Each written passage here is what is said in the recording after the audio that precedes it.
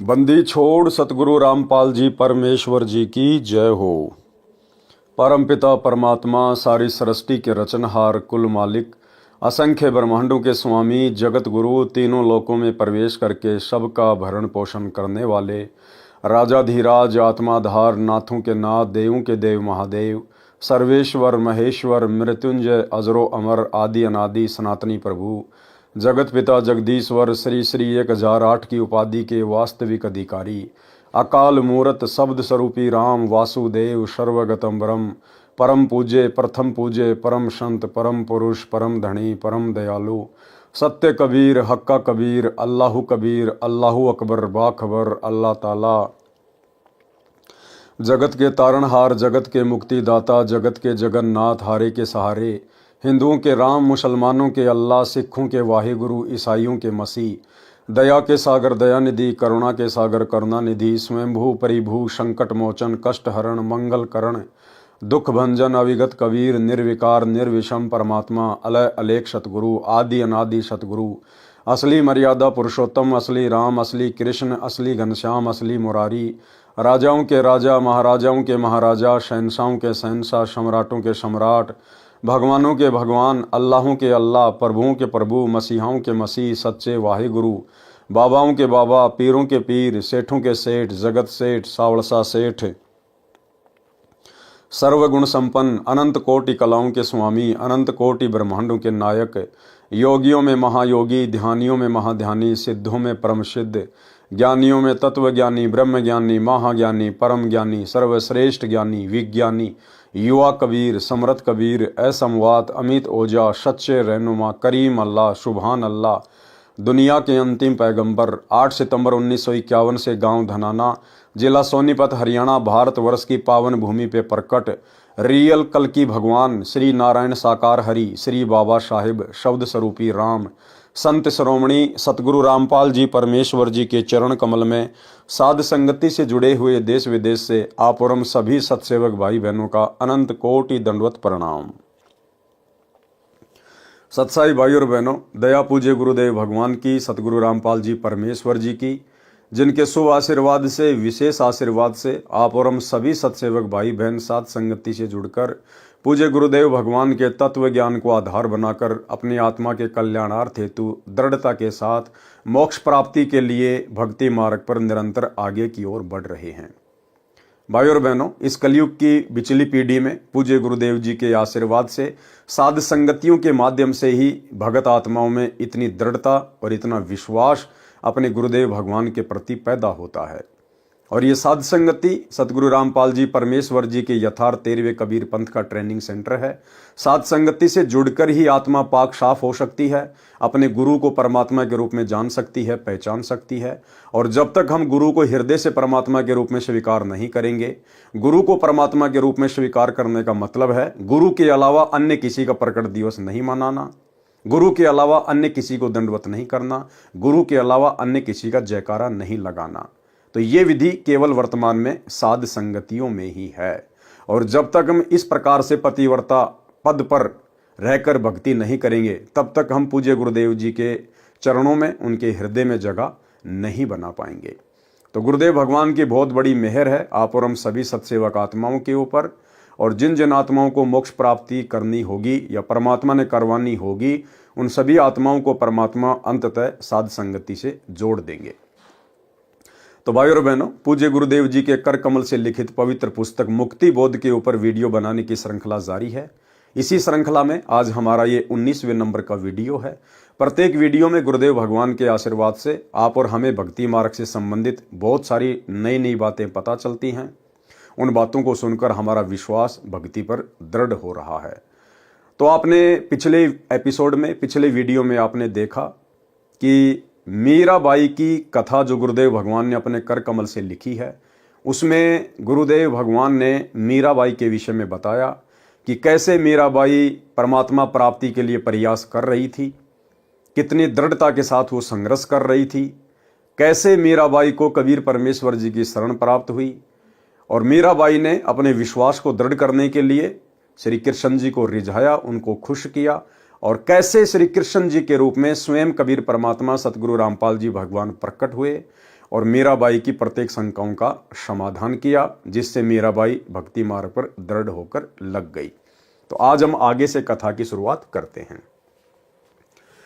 रात्रि में मीरा जी ने भगवान श्री कृष्ण जी का आह्वान किया। त्रिलोकीनाथ प्रकट हुए। कौन प्रकट हुए? त्रिलोकीनाथ। असली त्रिलोकीनाथ कबीर परमात्मा सतगुरु रामपाल जी भगवान है। 3 लोक। भाई और बहनों, जब 21 ब्रह्मांड के 3 लोकों की बात आती है तो गुरुदेव ने बताया कि 21 ब्रह्मांड के 3 लोक हैं, पाताल लोक, पृथ्वी लोक और ये स्वर्ग लोक। और जब बात आती है सृष्टि के तीनों लोकों की तो उस समय काल का 21 ब्रह्मांड एक लोक बन जाता है, अक्षर पुरुष के 7 शंख ब्रह्मांड दूसरा लोक बन जाता है और ऊपर के 4 अविनाशी लोक, सतलोक, अलख लोक, अगम लोक और अनामी लोक, ये 4 लोक मिलकर तीसरा लोक बन जाता है। इस प्रकार सृष्टि की यह त्रिलोकी है। तो पूरी सृष्टि के जो त्रिलोकीनाथ हैं वे हैं कबीर भगवान सतगुरु रामपाल जी परमेश्वर। तो कौन प्रकट हुए? यहां गुरुदेव ने श्री कृष्ण जी का नाम नहीं लिखा, संकेत कर दिया त्रिलोकीनाथ प्रकट हुए। त्रिलोकीनाथ कबीर परमात्मा सतगुरु रामपाल जी भगवान मीरा को अपनी शरण में लेने के लिए, भक्ति पर लगाने के लिए श्री कृष्ण जी का रूप बनाकर प्रकट हुए। मीरा ने अपनी शंका समाधान के लिए निवेदन किया कि हे प्रभु, क्या आपसे ऊपर भी कोई परमात्मा है? एक संत ने सत्संग में बताया है, श्री कृष्ण जी ने कहा कि मीरा, परमात्मा तो है परंतु वह किसी को दर्शन नहीं देता। अब श्री कृष्ण जी इतनी आसानी से भला कैसे बता देगा? अपने ग्राहक इतनी आसानी से भला दुकानदार कैसे किसी दूसरी दुकान पर जाने देगा? लेकिन यहां तो स्वयं कबीर परमात्मा ही ये भूमिका कर रहे थे।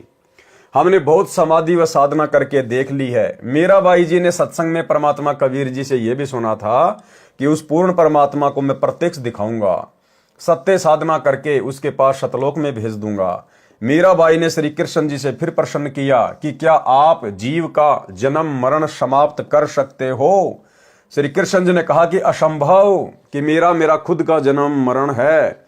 गीता अध्याय 4 श्लोक 5, गीता अध्याय 4 श्लोक 9, गीता अध्याय 10 श्लोक 2।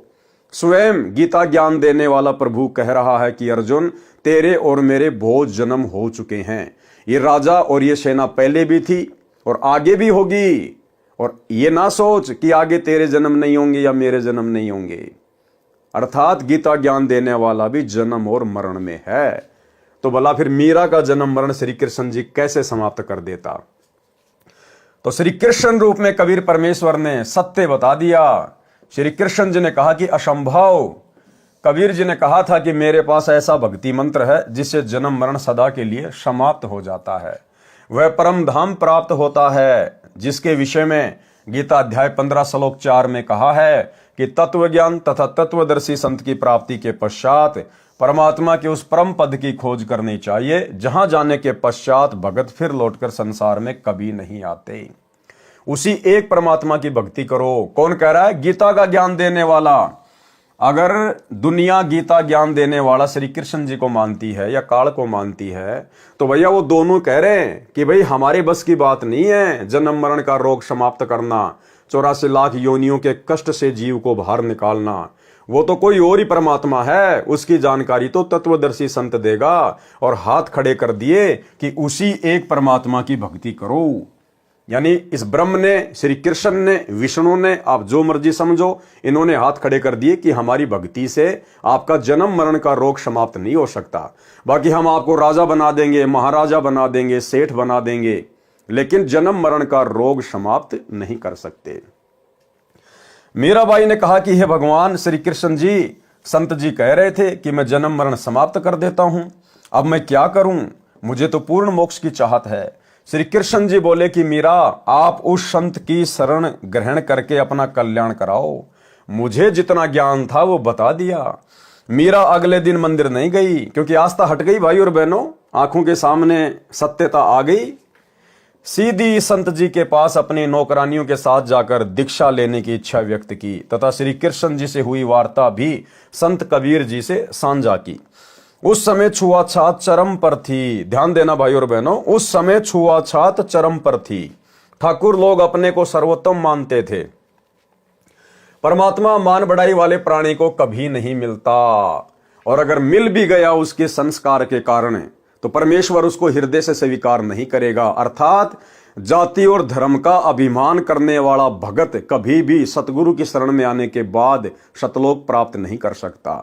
ये तो 650 साल पहले की बात है। उस समय कोई तत्व ज्ञान नहीं था, इसलिए लोग अभिमान किया करते थे जाति का। लेकिन आज सतगुरु रामपाल जी परमेश्वर जी की शरण में आने के बाद भी साध संगति के अभाव से ज्यादातर भगत भाई बहनों के अंदर अपने ब्राह्मण होने का, अपने ठाकुर होने का, राजपूत होने का अभिमान कूट कूट के भरा हुआ है। एक आपको नमूना दिखा देता हूं। मध्य प्रदेश का सतलोक आश्रम से जुड़ा हुआ एक सारनामी भगत है, और किस प्रकार एक सतसेवक भाई के साथ में बदतमीजी से बात कर रहा है, अपने ठाकुर होने का अभिमान कर रहा है, गर्व कर रहा है। 3 मिनट की कॉल रिकॉर्डिंग में कोई 10 बार कह दिया कि मैं तो ठाकुर हूं, ठाकुर भगवान ने ठाकुर बनायो ठाकुर, और ठाकुर तो ठाकुर ही रहेगो, तेरे कहने से कोई चमार थोड़ी बन जावेगो, भगवान ने मोको ठाकुर बनायो ठाकुर। अब उस मूर्ख को यह नहीं पता कि किस भगवान ने तेरे को ठाकुर बनाया है। अरे इस काल भगवान ने ठाकुर बनाया है, चमार बनाया है, ब्राह्मण बनाया है, राजपूत बनाया है। इस कबीर परमात्मा ने किसी को ठाकुर नहीं बनाया। इस पूरी सृष्टि का ठाकुर वो खुद है, और उसकी बराबरी कोई नकली ठाकर नहीं कर सकता। तो भाई और बहनों, साध संगति से ना जुड़ने के कारण जीव अपने अहंकार को समाप्त नहीं कर पाता है, अपनी असलियत से वाकिफ नहीं हो पाता है। तो एक छोटा सा सैंपल सतलोक आश्रम मैनेजमेंट हरियाणा से जुड़े हुए सारनामी भगत का। सोचिए, जब सारनामी भगत भाई बहनों का ये हाल है तो बाकी लोगों की हालत क्या होगी, सुनिए। हेलो। हाँ भगत जी, सच है। क्या विचार है भैया प्रेमदास, तेरा विचार क्या है? कुछ भी नहीं है भगत जी, क्या विचार है?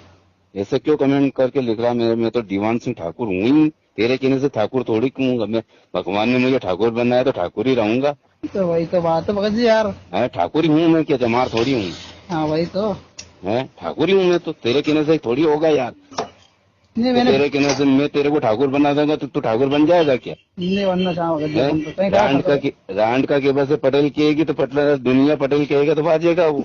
हाँ, के रांड पटेल पटेल थोड़ी कहवाएगा। नहीं वही बात है। हाँ। भगवान ने मुझे ठाकुर के घर में जन्म दिया है। हाँ सही बात। तो ठाकुर ही कहलाऊंगा। शेर का बच्चा शेर ही कहलाएगा, गीदड़ थोड़ी कहलाएगा।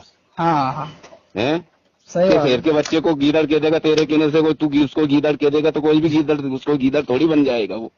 हाँ नहीं कहेगा भगत जी।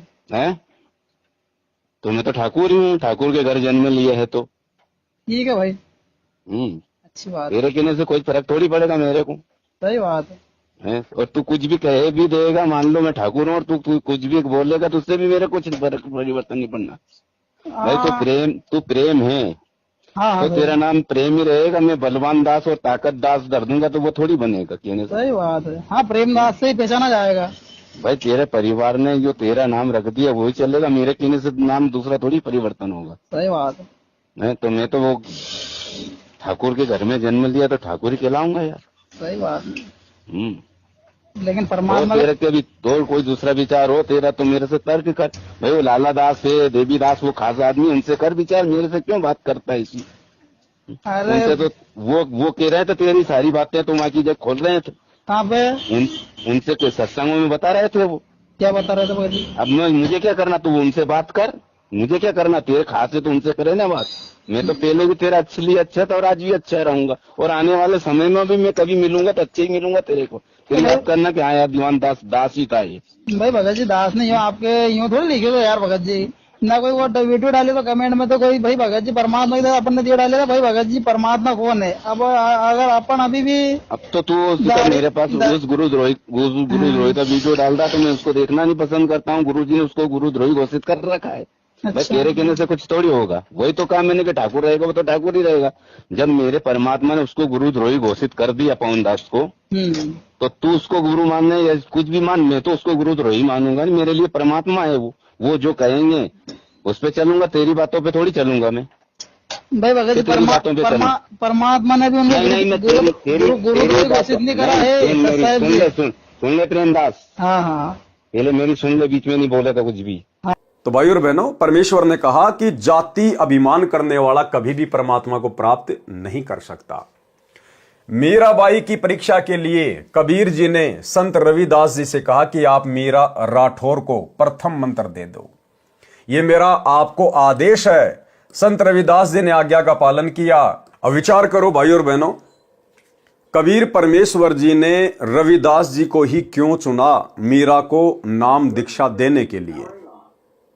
अगर कोई ये समझे कि परमात्मा ये चेक करना चाहते थे कि मीरा के अंदर जाति अभिमान है या नहीं है, क्योंकि जाति अभिमान भक्ति में नहीं चलता है, तो परमात्मा कबीर जी ने रविदास जी के पास मीरा को भेज दिया, क्योंकि रविदास जी वेल नोन थे और सबको पता था कि ये चमार जाति से हैं। और रविदास जी ने भी कह दिया था मीरा को कि मीरा, मैं हूं चमार जाति से, और देख आज तो तू मुझे अपना गुरु धारण कर रही है, कल को ये समाज ना जाने तुझे क्या क्या ताने मारेगा, चमार से नाम ले आई, फलाना दिखना, और उस समय अगर तेरे मन में जरा भी दोष आ गया तेरी भक्ति बर्बाद हो जाएगी। तो मीरा ने कहा कि आप मेरे पिताजी, मैं आपकी बेटी, बाढ़ में जाओ संसार। अगर आज भक्ति नहीं करी, जाति पाति के चक्कर में उलझी रही, कल को यदि मैं गधी या कुतिया बन के घूमूंगी, ये ठाकुर समाज मेरे कहां काम आएगा, क्या मेरी इज्जत रक्षा करेगा। अब भाई और बहनों, विचार करने की बात है। जाति अभिमान को देखने के लिए या मान बड़ाई को देखने के लिए ही कबीर परमेश्वर जी ने रविदास जी के पास मीराबाई को नहीं भेजा था, क्योंकि कबीर परमात्मा कौन से उस समय ब्राह्मण जाति में थे। कबीर परमात्मा भी तो जुलाहा जाति में थे। जुलाहा लोग तो उस समय इस तत्व ज्ञान के अभाव में चमार जाति से भी ज्यादा हे समझे जाते थे, घटिया समझे जाते थे। हालांकि परमेश्वर के मार्ग में, इस परमात्मा की सृष्टि में, उनके विधान में कोई जाति धर्म नहीं है, लेकिन अज्ञानी धर्मगुरुओं ने काल प्रेरणा से ये दीवारें समाज में खड़ी कर रखी हैं। तो कबीर परमात्मा उस समय खुद भी तो जुलाहा जाति में थे, एक भूमिका कर रहे थे। तो मात्र मीराबाई में जाति अभिमान को देखने के लिए रविदास जी के पास नहीं भेजा था। कबीर परमात्मा को पता था कि समाज में छुआछात कितनी है, लोग जाति अभिमान करते हैं। आने वाले समय में लोग थोड़ा बहुत दबेंगे, ज्यादा ऊपर मुंह उठा के बात नहीं करेंगे, जो अपने आप को क्षत्रिय समझते हैं, ठाकुर समझते हैं, राजपूत समझते हैं, क्योंकि उनके ऊपर एक बंदिश होगी कि भाई अगर तुम इतने बड़े ठाकुर हो, इतने बड़े राजपूत हो, तो मीराबाई ने फिर 600 साल पहले रविदास जी से, जो कि चमार जाति से थे, उनसे उपदेश क्यों लिया। ठाकुरों का गुरु तो चमार है। मीराबाई राठौड़ जाति से थी, ठाकुर थी, और उसने अपने आत्म कल्याण के लिए जाति पाति को नहीं देखा। रविदास जी से, चमार जाति के संत से जाकर उपदेश ले लिया। फिर तुम आज वर्तमान में क्यों जाति पाति के चक्कर में पड़े हो। तो ये बहुत सारे कारण थे भाई और बहनों। परमात्मा ने इसलिए स्वयं ही रविदास जी का रूप बनाया। रविदास जी ने मीराबाई को उपदेश नहीं दिया, क्योंकि रविदास जी तो एक भगत थे, और ये पांचों मंत्र की दीक्षा किसी भगत को देने के आदेश नहीं है इस परमात्मा के। किसी भी युग में इतिहास उठा के देख लो आप। 650 साल पहले धर्मदास जी परमात्मा के परम भगत थे, और कबीर परमात्मा ने धर्मदास जी को भी आदेश नहीं दिया पांचों मंत्रों की दीक्षा के लिए। धर्मदास के 80 साल की उम्र में जो पुत्र हुआ था चूड़ामणि और मुक्तामणि, परमात्मा ने उसको आदेश दिया था आगे दीक्षा देने के लिए, ना कि धर्मदास को। तो भला रविदास को कैसे आदेश दे देंगे। तो ये सारे खेल भाई और बहनों कबीर परमेश्वर ने स्वयं ही खेले थे। ये मेरा आपको आदेश है। संत रविदास जी ने आज्ञा का पालन किया। संत कबीर परमात्मा जी ने मीरा से कहा कि बहन जी, वो बैठे संत जी, उनके पास जाकर दीक्षा ले ले। बहन मीरा जी तुरंत रविदास जी के पास गई और बोली, संत जी दीक्षा देकर कल्याण करो। संत रविदास जी ने बताया कि बहन जी, मैं चमार जाति से हूं, आप ठाकुरों की बेटी हो, आपके समाज के लोग आपको बुरा भला कहेंगे, जाति से बाहर कर देंगे, आप विचार कर लें। मीराबाई अधिकारी आत्मा थी, परमात्मा के लिए मर मिटने के लिए सदा तत्पर रहती थी। बोली, संत जी आप मेरे पिता, मैं आपकी बेटी, मुझे दीक्षा दो। भाड़ में पड़ो समाज, भाड़ में पड़ो समाज। भाई और बहनों, गुरुदेव ने बताया कि भगत का और जगत का, यानी भगत समाज का और जगत समाज का हमेशा से 36 का आंकड़ा रहा है।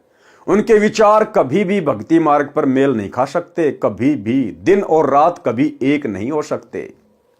इसलिए हमने इस भक्ति मार्ग पर यह ज्ञान समझने के बाद समाज की परवाह नहीं करनी चाहिए, लोक लाज में नहीं आना चाहिए। हमने अपने आत्म कल्याण की चिंता होनी चाहिए।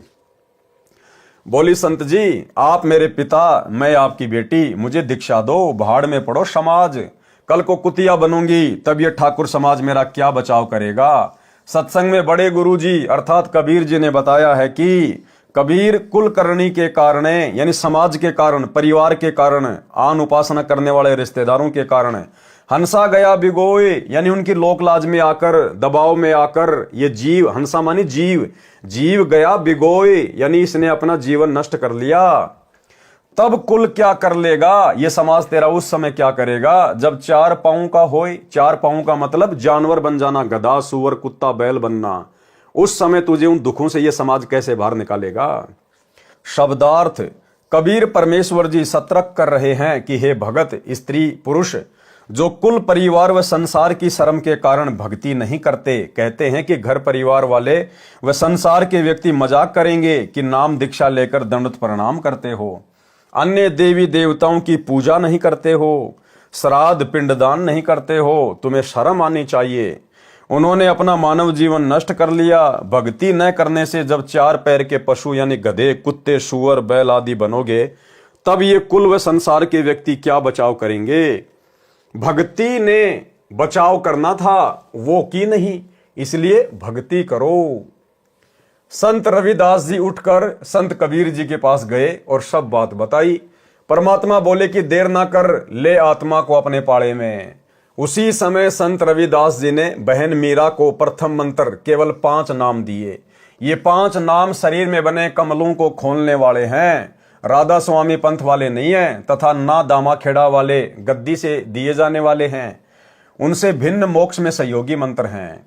मीराबाई को बताया कि ये इनकी पूजा नहीं है, इनकी साधना है। इनके लोक में रहने के लिए, खाने पीने के लिए जो भक्ति धन चाहिए वह इन मंत्रों से ही मिलता है।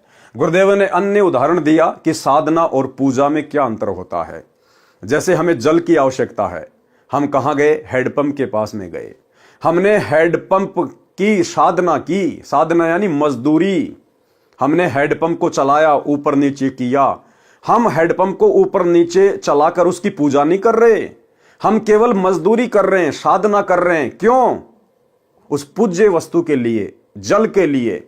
हमारा जो पूज्य है वो हैंडपंप नहीं है, जल है।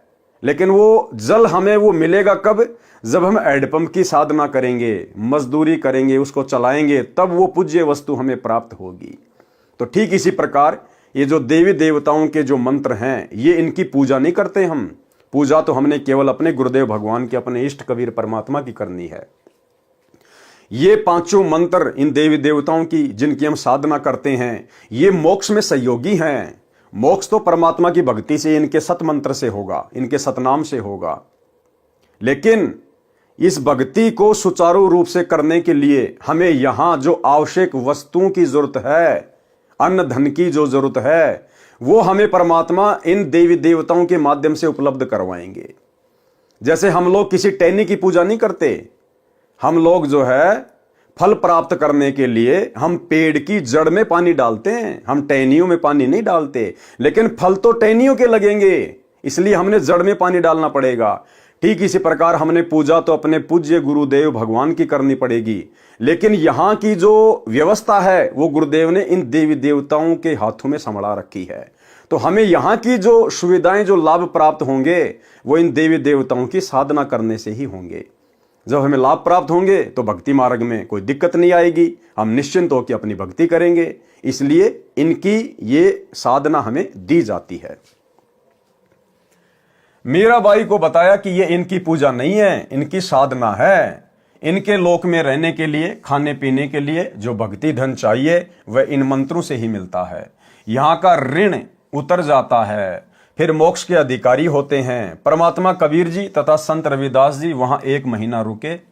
मीराबाई पहले तो दिन में घर से बाहर जाती थी, फिर रात्रि में सत्संग में जाने लगी, क्योंकि सत्संग दिन में कम तथा रात्रि में अधिक होता था। क्योंकि दिन में समय निकाल लेता, कोई रात्रि में। मीरा के देवर राणा जी मीरा को रात्रि में घर से बाहर जाता देखकर जल भुन गए, परंतु मीरा को रोकना तूफान को रोकने का समान था। क्या कह रहे हैं गुरुदेव? मीराबाई को रोकना तूफान को रोकने के समान था। यानी आज की माता बहनों को भी भक्ति मार्ग पर इतनी दृढ़ता अपने अंदर पैदा करनी पड़ेगी अपने आत्म कल्याण के लिए। जो भक्ति करते करते भी अपने सास ससुर को, अपने पति का भय मानती हैं, उन माता बहनों को अपने गुरुदेव भगवान के ऊपर विश्वास करके इतनी दृढ़ता लानी पड़ेगी। परमात्मा ने बताया इस भक्ति के लिए तो ध्रुव पिटा, प्रहलाद पिटा, मीराबाई ने मार खाई, और 650 साल पहले हमारे गुरुदेव कबीर भगवान ने तरह तरह की यातनाएं सही, दुनिया की गालियां खाई, मार पिटाई खाई। फिर भला हमें अपने आत्म कल्याण के लिए 2-4 गालियां, 2-4 थप्पड़ मुक्के खाने में किस बात की परहेज? एक छोटा सा सत्संग गुरुदेव भगवान का, ये सत्संग हमें यही शिक्षा देगा। यदि हम दृढ़ता के साथ गुरुदेव भगवान के चरणों को पकड़ के बैठे रहे, यदि हम भक्ति को त्यागने का मन में विचार भी नहीं करेंगे, तो ये परमात्मा हमारी रक्षा करेगा, परमात्मा हमें संघर्ष में सफलता दिलवाएगा। तो एक छोटा सा सत्संग जो आप और हमें प्रेरणा देगा कि किस प्रकार से हमने भक्ति मार्ग पर सफलता के लिए दृढ़ता के साथ में संघर्ष करना चाहिए। सुनिए। ऐसे और भी बहुत से भक्त बताते हैं, ऐसे ऐसे व्याधि चलन लग गया। जब 100 का नोट पाया, एक माई कह रही थी जी मैं पति तो नाम नहीं ले रहा, बाधा भी करता था। समागम आ गया, करौथे आश्रम में जब हम सत्संग करते थे, तो मैंने अपने पति से कहा कि मैं सत्संग में जाऊंगी, मैंने 100 रुपये दे दे। ये 10 वर्ष पहले, 8-9 वर्ष पहले की बात है। वो कहने लगा मैं तेरे को चवन्नी नहीं दूं, और तो तीसरे दिन झोला उठावे और वहां चली जाती है। वो कहने लगी मैं कोई गलत जगह जाती हूँ। 60-65 साल की उम्र की बुढ़िया थी, और तेरे बेटे जान लग रहे वहां पर। बेटे तो अपनी कमाई करे, वो ले जाते हैं किराया। मैं किराया मान ले उनसे मांग भी लूं तो नखरे करता है, क्योंकि बेटे अलग हो रहे हैं, उनसे थोड़ा द्वेष रखता है। उनसे कैसे ले लेगी, वहां जाओ भी नहीं गी। तो उसने कहा कि मुझे 100 रुपये दे दे। मैं बोला कति नहीं जान दूं, और जाके दिखाइए आज तू। तो नहीं, मैं पैसा किराया दूं नहीं, तू जागी कैसे? तो वो कहने लगा मेरे द्वारा पैसा को ना। फिर आखिर में ये बहाना मिला उसने कि मेरे द्वारा 100 रुपये को नहीं। वो क्या कहती है उसकी पत्नी कि मैं तो बैठकर रोने लगी, जहां पूजा स्थल है रोने लगी है। भगवान देख कौन बनी। हम एक दूसरे के ऐसे बांध रखे हैं कि हम इनसे अब अपने भगवान के दरबार में भी नहीं जा सकते। आखिर में कहने की मैंने ये सोच लिया कि मैं अभी चाहती हूँ किसी पड़ोसन पर मांग मूंग कर मैं जाऊंगी। इतना दृढ़ निश्चय मैंने कर ही लिया था, लड़ाई होगी बोलेगी, मार पीट लेगा और 2 मुक्के खा लेगी भगवान के नाम पे। ध्रुव पिटा, प्रहलाद पिटे, मीराबाई पिटी। ऐसे ही निर्णय होता है, ऐसे ही परमात्मा निकटाता है। इतने में बूढ़ा साइकिल लेकर जा था, गांव से निकला, सड़क थी अच्छी, जो दिल्ली के, ये पंजाब खोड़ की बात है, और वहां वो गया होगा सड़क के ऊपर आधा किलोमीटर। एक 100 का नोट ऐसे हवा में उड़ा, अगले साइकिल के अगले पहियों की ताड़ियां में आके चिपक गया, और उसने रोका तुरंत साइकिल। 100 का नोट ताजा, उसकी तो घीघी बंदगी, घबरा गया, उल्टा आया, आकर ने बोला ले भगवान, तेरे भगवान ने भेज दिया, तेरा 100 का नोट ले जा तू। और उसका जो है ना पसीने आ रहे, उसके बाद उसने मुझे मना नहीं किया। तो यहां परमात्मा कहते हैं पति भरता पग जमी पर जो जो धर है पाव, समर्थ झाड़ू देत है ना काटा लग जावे। पति भरता भूखी रहे यानी पति भर्ता को, यानी सच्ची उस अनन्य मन से पूजा कर रही भक्त आत्मा को कोई अभाव होता है, किसी चीज की आवश्यकता होती है और वो वास्तव में उसकी आवश्यकता है, तो कहते हैं पतिव्रता भूखी रहे वहां समर्थ घर सोच, ऐसे पति की स्त्री के, ऐसे पति की स्त्री के काल कर्म हो मोक्ष मोच। कहते हैं जैसी भक्त आत्मा जब दुखी होती है तो भगवान के दरबार में भी चिंता बन जाती है, और ऐसे पति की स्त्री के काल कर्म हो मोक्ष, जो ऐसे दृढ़ता के साथ, समर्पण के साथ, पूरे विश्वास के साथ भगवान पर लगती है, उसके नाम पर, कहते हैं उन्हीं का मोक्ष होता है, उन्हीं के पाप कर्म नष्ट होते हैं। कहते हैं नुक्ते ऊपर रित जगा रे कोट कर्म जल जा तुम्हारे, ये नुक्ते होते हैं जो हम लोग लाज और किसी परमात्मा के नाम पर ना किसी पति से, ना पत्नी से, ना पुत्र से कोई दबाव नहीं मानते अपने आत्म कल्याण के लिए, तो परमात्मा प्रसन्न होता है। परमात्मा कहते हैं मात पिता सुत स्त्री, मात पिता सुत स्त्री, आलस बंधु कान, संत मिलन को जब चले ये अटका में आण। मात पिता, बालक है, बेटा है, बेटी है, माँ बाप नहीं जानते सत्संग में, जो 15-16 साल के 20 साल तक हैं वो माता पिता के अधीन होते हैं, और जो बुजुर्ग हैं वो जब बच्चे बड़े हो जाते हैं तो बच्चे बेटियां के अधीन हो जाते हैं, बेटे का अधीन हो जाते हैं, या फिर आलस, या फिर लोक लाज। जैसे आप यहाँ सत्संग में आते हैं, कोई ना कोई जरूर टकरा देगा, कहाँ चले, बेरा है सत्संग में जान दोगे, थारा तो पाँव लिखट रहा है, तीसरे दिन वहां बैठे रहते हो, तो इस तरह के श्लोक सुना देते हो, और आप जो ज्ञान में कमजोर है इन बातों से दबाव मानने लग जाता है, और फिर वो आना भी कम कर देता है, उसको ज्ञान नहीं है।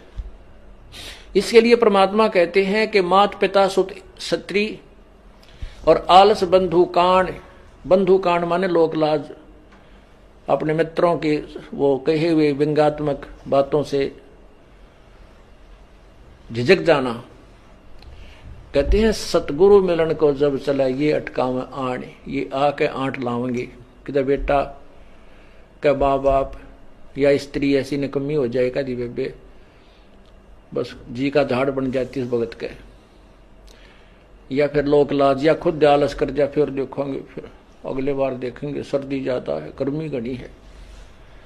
इनका अटकाया ना अटके जो सतगुरु दर्श को जाए, कहे कबीर सो संत है भाई आवागमन सावे। कहते नुक्ते ऊपर रित जगह, ऐसे हम थोड़ी बहुत भगवान के लिए पापिटिया करेंगे, संघर्ष करेंगे तो हमारे निकटाएगा, और केवल बात बनाते हैं परमात्मा या कोई भी क्रिया पूरी नहीं हो सकती। जैसे अब यहाँ कौन आएंगे, वो आएंगे जो पूर्ण रूप से परिचित हो चुके हैं इस ज्ञान से। परंतु मीरा को रोकना तूफान को रोकने के समान था, इसलिए राणा जी ने अपनी मौसी जी यानी मीरा की माता जी को बुलाया और मीरा को समझाने के लिए कहा कि इसने हमारी इज्जत का नाश कर दिया। बेटी माता की बात मान लेती है। मीरा की माता ने मीरा को समझाया, मीरा ने उसका तुरंत उत्तर दिया। शब्द सत्संग में जाना मीरा छोड़ दे, सत्संग में जाना मीरा छोड़ दे। हाय मारी लोग करें तकरार, सत्संग में जाना मीरा छोड़ दे। अब मीरा की माता जी को राणा ने बुला लिया कि हो सकता भाई माँ की बात बेटी मान जाए। तो मीरा की माँ ने मीरा को क्या समझाया, सत्संग में जाना मीरा छोड़ दे, सत्संग में जाना मीरा छोड़ दे। हाय मारी लोग करे तकरार, सत्संग में जाना मीरा छोड़ दे। मीरा की माँ ने कहा कि लोग तरह तरह की बातें कर रहे हैं, तेरी लड़की रात को जाती है, पता नहीं कहाँ जाती है, कैसे कैसे लोगों के बीच में ठाकुरों की लड़की होके बैठती है, समाज की नाक कटवा दी है। यानी मीरा को सत्संग में जाने से रोकने के लिए काल प्रेरणा से उसकी माँ ने बहुत तरह से समझाया। लेकिन भाई मीरा को तो परमात्मा चाहिए था, और जिन आत्माओं को सतगुरु चाहिए, जिनको अपना आत्म कल्याण करवाना होता है, गुरुदेव कहते हैं फिर वो समाज की चाल में नहीं फंसती, वो फिर किसी की नहीं सुनती। तो मीरा ने फिर क्या कहा, सत्संग में जाना मेरा ना छूटेरी, सत्संग में जाना मेरा ना छूटेरी। हाय चाहे जड़ के मरो सन सारे, सत्संग में जाना मेरा ना छूटेरी। हाय चाहे जड़ के मरो सन सारे, सत्संग में जाना मेरा ना छूटेरी। फिर मीरा की माँ ने किस प्रकार से मीरा को डराना चाहा, थारे सत्संग के राह में ये, थारे सत्संग के राह में ये। आए वापे रहते हैं काले नाग, कोए कोए नाग तन डस ले वैरी। आए वापे रहते हैं काले नाग, कोए कोए नाग तन डस ले वैरी। अब मीरा की माँ ने डराया कि ये डर जाएगी और सत्संग में जाना छोड़ देगी रात को, कि दूध जब सत्संग में जाती है ना तो रास्ते में बड़े बड़े जहरीले काले काले नाग सर्प रहते हैं, और कोई कोई सर्प तेरे को डस लेगा, मर जाएगी, पानी भी नहीं मांगेगी। तो मीरा ने अपने गुरुदेव भगवान के ऊपर विश्वास करके क्या जवाब दिया, जब गुरु मारे मेहर करेरी, जब गुरु मारे मेहर करेरी। आए वो तो सर्प गंडे वे बने जावे, सत्संग में जाना मेरा ना छूटेरी। आरी वो तो सर्प गंडे वे बने जावे, सत्संग में जाना मेरा ना छूटेरी। कि माता जी, यदि मेरे गुरुजी मेरे ऊपर प्रसन्न हैं, यदि मेरे गुरुजी मेरी मर्यादाओं से, मेरी भक्ति से, मेरे संघर्ष से अगर प्रसन्न हैं, तो मेरे गुरुजी के प्रताप से, उनके आशीर्वाद से वो जहरीले से जहरीला कोबरा सांप भी गंडेवा बन जाएगा, केचुआ। बारिश के टाइम पे छोटे छोटे आते हैं ना वो केचुए, जो किसी को काटते नहीं, किसी को खाते नहीं, उनमें जहर नहीं होता। तो मीरा ने कहा कि मेरे गुरुजी इतने समर्थ हैं, इतने शक्तिशाली हैं, वो जहरीले से जहरीला सर्प भी केचुआ बन जाएगा मेरे गुरुजी के आशीर्वाद से। अब भाई और बहनों, विचार करने की बात है, लिख कौन रहे शब्द को? सतगुरु रामपाल जी भगवान। अब आप विचार कीजिए, यदि हम मर्यादित भक्ति करेंगे, यदि हम भगत मर्यादित भक्ति करेंगे, गुरु के आशीर्वाद में चलेंगे, उनके वचन में चलेंगे, और यहां मीराबाई इतने विश्वास के साथ कह रही है, और किया परमात्मा ने उसके साथ, उसके जहर को परमात्मा ने अमृत में बदल दिया। तो मीरा ने कहा कि वो सांप भी केचुआ बन जाएगा मेरे गुरुजी के आशीर्वाद से। तो भाई और बहनों, विचार करो, ऐसा परम संत, ऐसी महान शक्ति क्या सतलोक आश्रम करोथा में और सतलोक आश्रम बरवाला में बॉडीगार्डों की फौज रखेगा? तो विचार करो, वो बॉडीगार्ड कौन थे? गुरुदेव भगवान की बॉडी की रक्षा के लिए, जिस भगवान की बॉडी नहीं है, जो भगवान पांचों तत्व के शरीर में नहीं है। हम रोज नित्य नियम में पढ़ते हैं, वाणी संख्या 23 या 24 में, गरीब ऐसा सतगुरु हम मिल्या तेज पुंज के अंग, और झिलमिल नूर जहूर है नर रूप श्वेत रंग। गरीब ऐसा सतगुरु हम मिल्या तेज पुंज की लोय, लोय मानी शरीर, जिनका शरीर तेज पुंज का है, मुझे ऐसे गुरुदेव भगवान मिले हैं। तन मन अर्पू शीस को होनी होय सो होय। और फिर हम पढ़ते हैं गरीब ऐसा सतगुरु हम मिल्या बेपरवाह अबंध परम हंस पूर्ण पुरुष रोम रोम रविचंद। तो ऐसा सतगुरुदेव भगवान जिनका नूरी शरीर है, 5 तत्व का शरीर नहीं, हार्ड मांस की जिनकी बॉडी नहीं, जो शब्द स्वरूपी है, क्या ये परमात्मा अपनी बॉडी की सुरक्षा के लिए बॉडीगार्ड रखेगा? और वो भी 10-10, 15-15 बड़ी बड़ी बंदूकें, स्टेन गन, एक बार में 12-12 गोलियां निकाले। तो गुरु को मानुष मानने के कारण, अपने जैसा हार्डमास का पुतला मानने के कारण, और जो लोग गुरु जी के साथ में रहा करते थे, जिनको हम परम भगत मानते हैं, बहुत बड़े बड़े सेवादार मानते हैं, उन लोगों ने गुरु को अपने जैसा हार्डमास का पुतला मानने के कारण उन लोगों ने गुरुजी की सुरक्षा के लिए कि कहीं गुरुजी को कोई टपका ना दे, कहीं गुरुजी को कोई मार ना दे, उन लोगों ने अपनी छोटी और घटिया सोच आधार से गुरु को मानुष मानकर उन बंदूकों का इंतजाम किया था। बॉडीगार्ड बने फिर रहे थे। और बॉडीगार्ड बनने के बाद भाइयों और बहनों फिर मान बढ़ाई और अहंकार तो प्रथम है।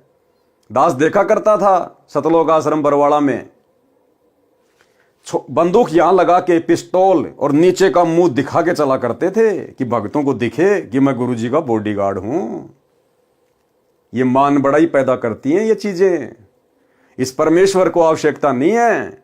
अरे जो तीनों लोकों में प्रवेश करके सबकी सुरक्षा करता है, सबका धारण पोषण करता है, उसको सुरक्षा की आवश्यकता है क्या? इसको सिक्योरिटी की आवश्यकता है क्या? तो ये तो गुरु को मानुष मानने के कारण उन बड़े बड़े परम भक्तों ने अपनी छोटी सोच आधार से ये क्रियाक्रम सेट कर रखा था।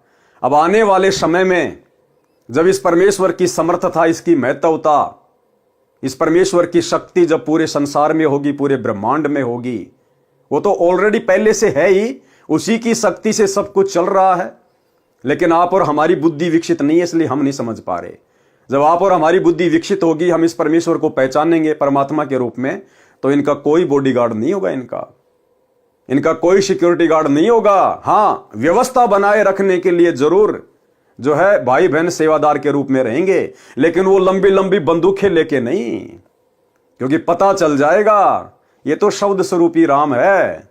1 सेकंड में शरीर को नष्ट कर ले, 1 सेकंड में ये अपने शरीर को धारण कर ले। इसको मारने में कौन समर्थ है? तो परमेश्वर की समर्थता का जब ज्ञान हो जाएगा तो फिर जीव अपनी सोच आधार से ऐसी हरकत नहीं करेगा।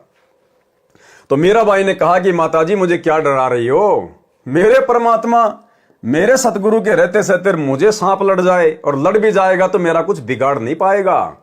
परमात्मा उसके जहर को पानी बना देगा, मेरे को शीतलता ही देगा। फिर उसकी मां ने और तरीका अपनाया। थारे सत्संग के राह में ये, थारे सत्संग के राह में हाय वापे रहते हैं बबरी शेर, कोए कोए शेर तन खा ले वैरी। आए वापे रहते हैं बबरी शेर, कोए कोए शेर तन खा ले वैरी। बोले बेटी, बड़े बड़े बबरी शेर भी रहते हैं वहां रास्ते में, और तेरे को तो एक ही बटके में खा जाएंगे वो बबरी शेर। मीराबाई को डराने का प्रयास कर रही उसकी मां।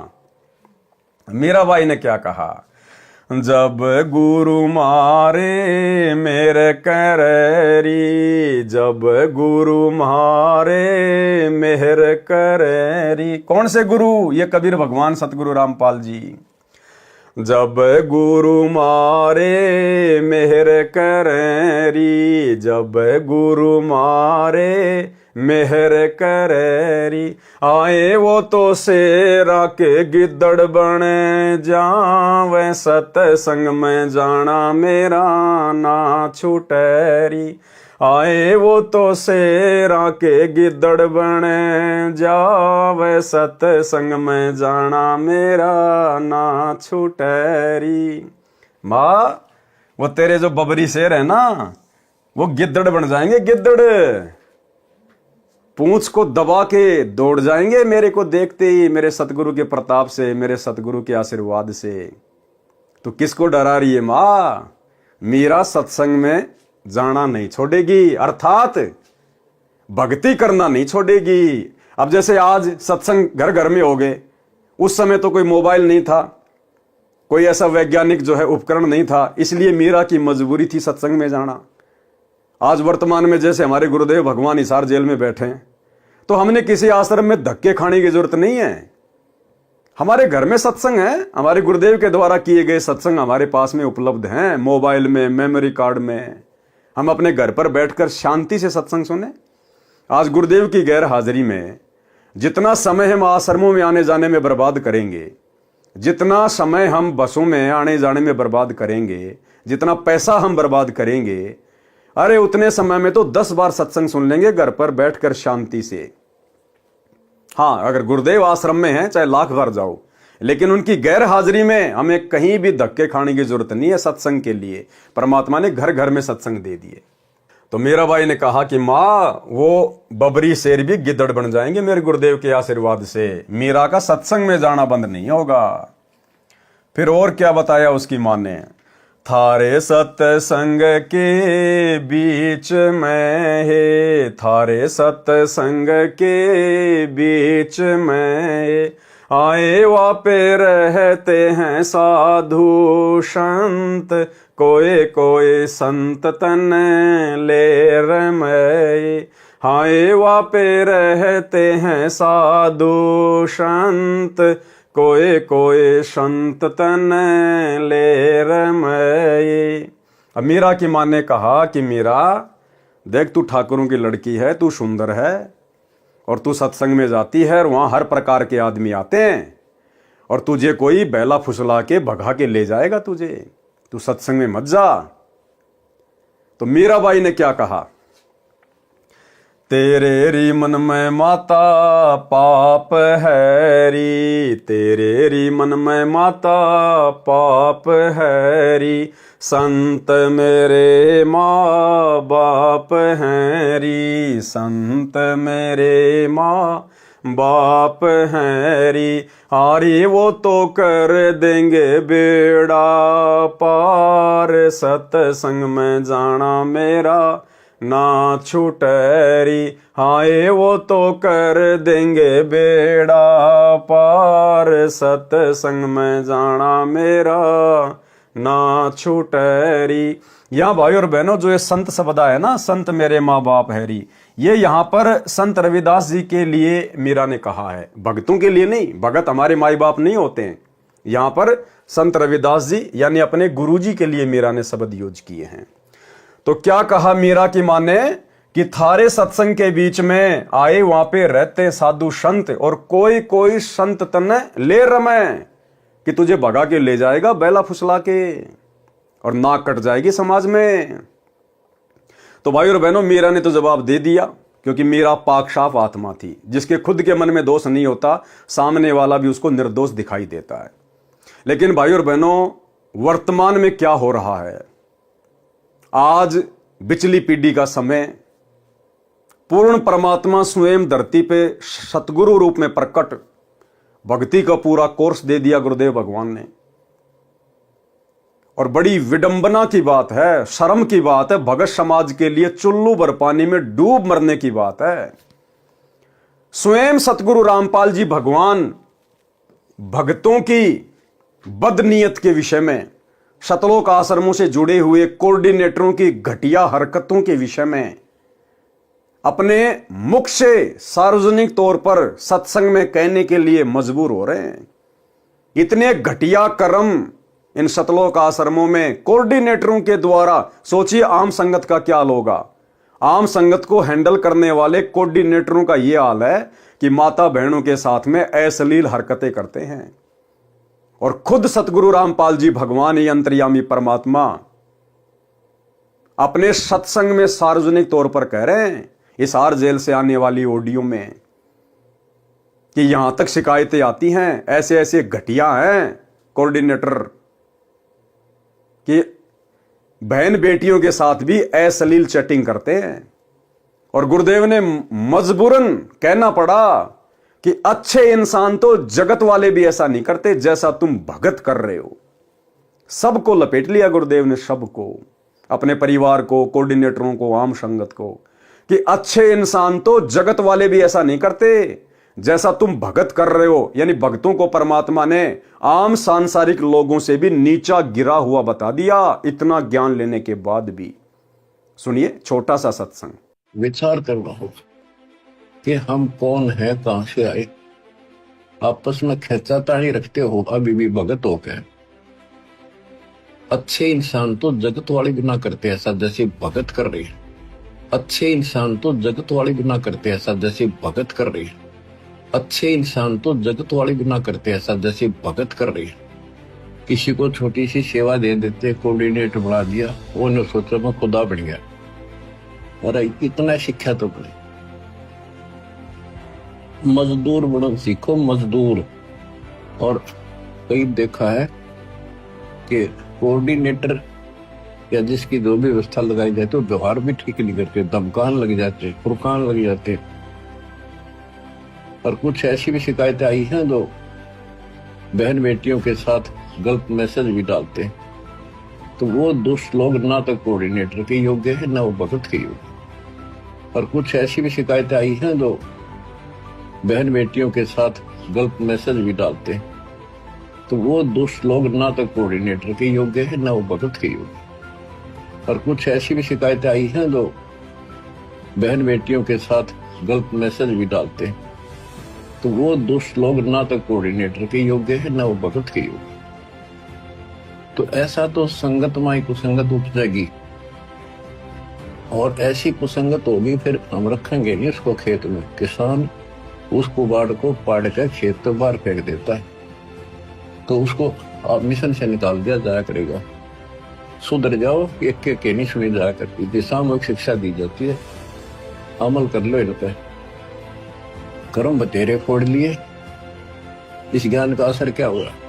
थोड़ा सा सुख होते हो फिर पक्के एजेंट काल के बन जाते हैं, बकवाद वही करनी, भगवान से दूर हो जाना। थोड़ा सा सुख होते हो फिर पक्के एजेंट काल के बन जाते हैं, बकवाद वही करनी, भगवान से दूर हो जाना।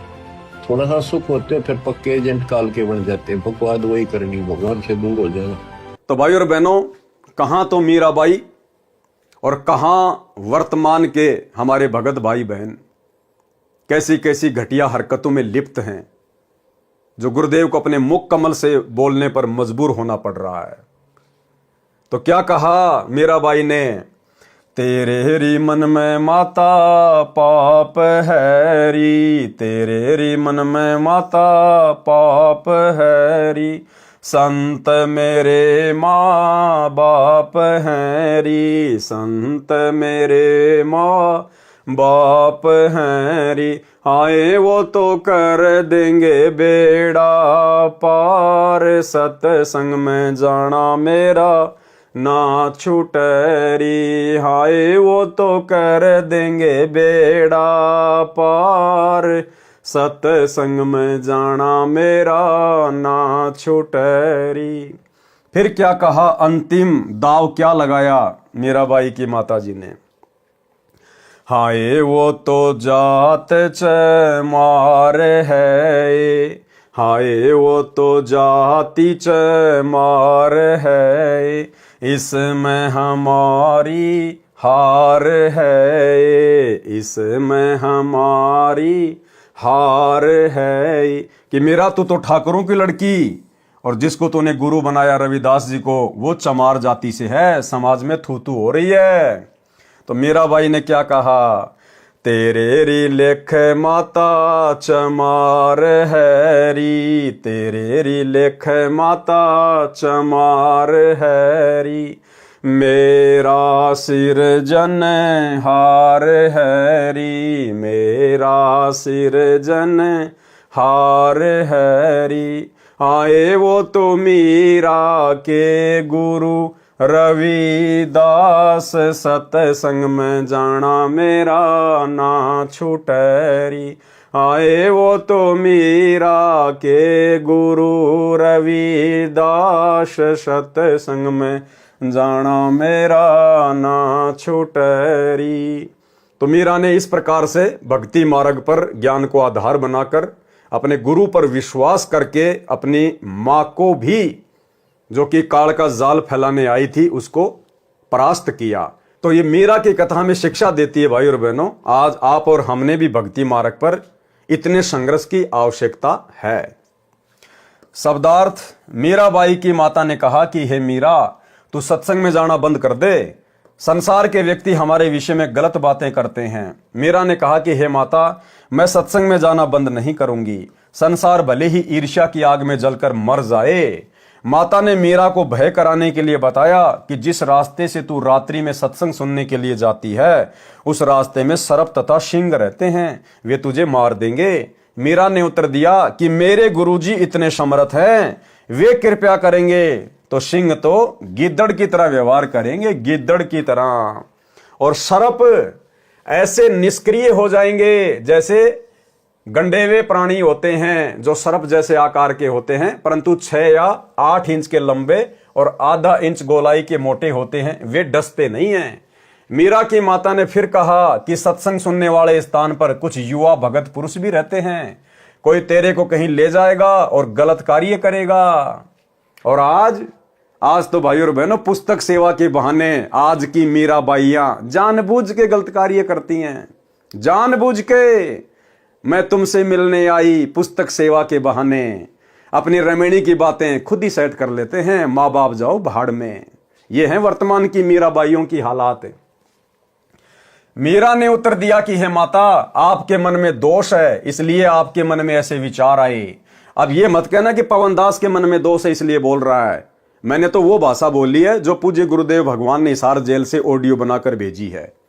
एज इट इज आपको सुनाई है मैंने। मेरे मन में कोई दोष नहीं है, मेरे लेखे तो बाढ़ में जाओ, मेरा क्या बिगाड़ लेंगे भाई। हम तो केवल आप लोगों को जागरूक कर रहे हैं, सचेत कर रहे हैं कि गुरु की गैर हाजिरी में इन आश्रमों में धक्के खाने मत जाओ, घर बैठ के भक्ति करो। ये परीक्षा चल रही है, क्या पूरी जिंदगी ऐसे धक्के खाओगे क्या? अरे जब गुरु सतलोक चला जाएगा फिर क्या करोगे? फिर भी क्या धक्के खाओगे?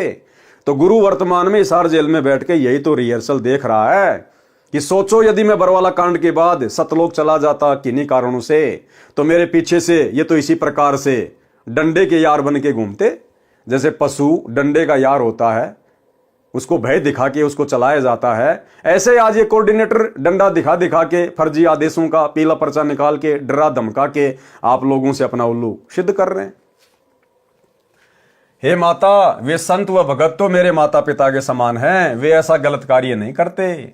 मीरा की माता ने छुआछात के कारण मीरा को रोकना चाहा। कहा कि हे मीरा, तेरा गुरु रविदास तो अनुसूचित जाति का चमार है, इससे हम राजपूतों की बेइज्जती हो रही है, सत्संग में जाना बंद कर दे। मीरा ने कहा कि हे माता, आपके विचार से मेरे गुरुजी अनुसूचित जाति के चमार हैं, मेरे लिए तो मेरे परमात्मा हैं, मैं उनकी बेटी, वे मेरे पिता हैं, सत्संग में जाना बंद नहीं होगा। कुछ वर्ष के पश्चात अपने देवर के अत्याचारों से परेशान होकर घर त्याग कर वृंदावन में चली गई। यानी मीरा ने घर छोड़ा, लेकिन विशेष परिस्थितियों में। जब बात हद से ज्यादा बढ़ गई, बेचारी भक्ति नहीं कर पा रही थी, तब कहीं जाकर मीरा ने घर छोड़ने का निश्चय किया। और भाई और बहनों, मीरा के घर छोड़ने से उस घर पर कोई दिक्कत नहीं आनी थी, लेकिन आज आप और हम भगत भाई बहनों ने संघर्ष करना है। यदि परिस्थितियां बद से बदतर हो जाएं कि आपकी भक्ति हो ही नहीं रही, तो फिर सोच समझ कर आप जी ने अपना कदम उठाना है। अपना आगे का देख कर कि मैं आगे क्या करूंगा, कहां रहूंगा, क्या काम धंधा करूंगा, क्या खाऊंगा, क्या खाऊंगी, तब कहीं जाकर अपना कदम उठाना है। अन्यथा संघर्ष करना है। संघर्ष करेंगे तो परमात्मा साथ देगा वर्तमान में, क्योंकि मालिक को पता है कि ये आत्माएं कितनी कमजोर हो चुकी हैं। ये मीराबाई की तरह संघर्ष नहीं कर सकती, इसलिए परमात्मा हमारा साथ देगा। यदि हम थोड़ा बहुत भी संघर्ष करेंगे, तो थोड़ी बहुत गालियां खा लेंगे, 2-4 मार डुक्के खा लेंगे, तो परमात्मा हमारा साथ देगा। और यदि फिर भी परिस्थितियां बद से बदतर हैं, तो उसी स्थिति में आप और हमने घर छोड़ना चाहिए, जब हम अपना आगे का देख लें कि आगे मेरा ठिकाना क्या होगा। अगर किसी भगत भाई बहन के घर पे जाके बैठना है तो अपना घर मत छोड़ना, फिर इससे अच्छा तो अपने घर में पड़े रहना फिर, क्योंकि भगत का भगवान के अलावा दूसरा कोई नहीं है। भगत भी आपको 2 दिन रख लेगा, 10 दिन रख लेगा, ज्यादा से ज्यादा 1 महीना निकाल देगा। हो सकता आपको शर्म के मारे ना बोले, लेकिन उसके अंदर फिर वही बातें चलना शुरू हो जाएंगी कि मैंने तो आफत मोल ले ली, मैंने इसको नहीं बुलाना चाहिए था। तो हम किसी और की आत्मा दुखी करें, किसी और की भक्ति में भंग डालें, इससे अच्छा मीराबाई की तरह, ध्रुव की तरह, प्रहलाद की तरह, हमारे परमात्मा की तरह 2-4 थप्पड़ मुके खा के ही नीचे गर्दन करके घर में पड़े रह के अपनी भक्ति पे लगे रहें। भाई परमात्मा का वचन टूटता नहीं है। परमात्मा कहते हैं राम नाम रटते रहो जब तक घट में प्राण, और कभी तो दीनदयाल के भिनक पड़ेगी कान। अरे कभी तो परमात्मा आपके संघर्ष को देखते हुए आपकी सुनेगा। तो हमने संघर्ष करना है, हमने छोटी छोटी बातों पे घर छोड़कर नहीं जाना है। कुछ वर्ष के पश्चात अपने देवर के अत्याचारों से परेशान होकर घर त्याग कर वृंदावन में चली गई। वहां कबीर परमात्मा जी एक साधु के वेश में गए, ज्ञान चर्चा हुई। तब मीरा को ज्ञान हुआ कि अभी आगे की पढ़ाई शेष है। यानी केवल प्रथम मंत्र का जाप संत रविदास जी ने दे रखा था। परमात्मा कबीर जी ने सतनाम की दीक्षा दी। मीरा जी को वही रूप दिखाया जिस रूप में संत रविदास जी के साथ सत्संग में मिले थे।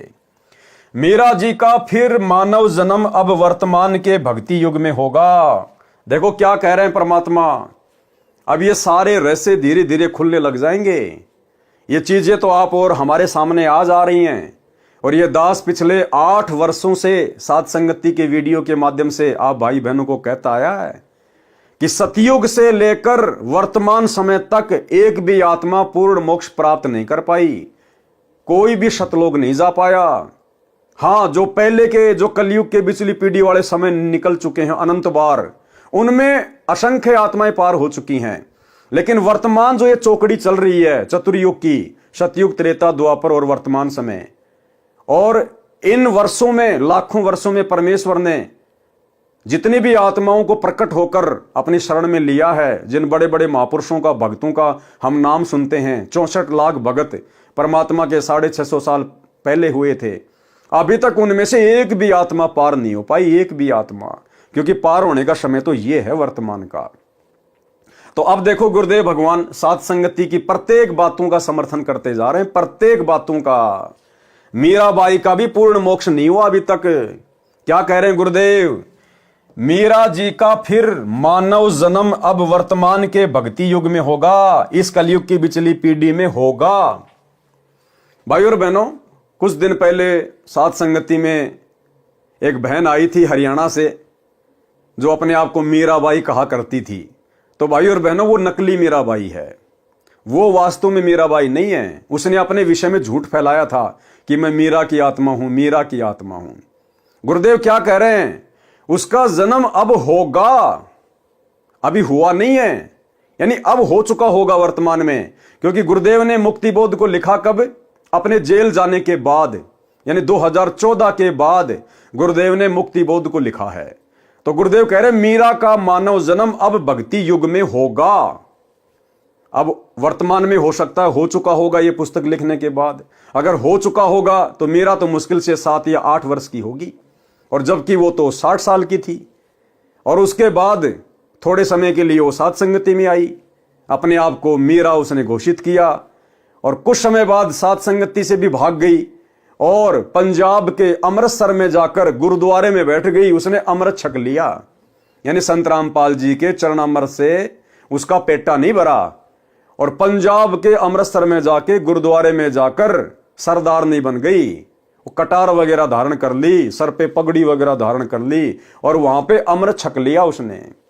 तो वो मीरा की आत्मा नहीं है। मीरा की आत्मा के विषय में परमात्मा क्या कह रहे हैं? मीरा जी का फिर मानव जन्म अब वर्तमान के भक्ति युग में होगा। अगर हो चुका होता तो परमात्मा कह देते कि मीरा आ चुकी है। लेकिन क्या कह रहे हैं गुरुदेव? मीरा जी का फिर मानव जन्म अब वर्तमान के भक्ति युग में होगा।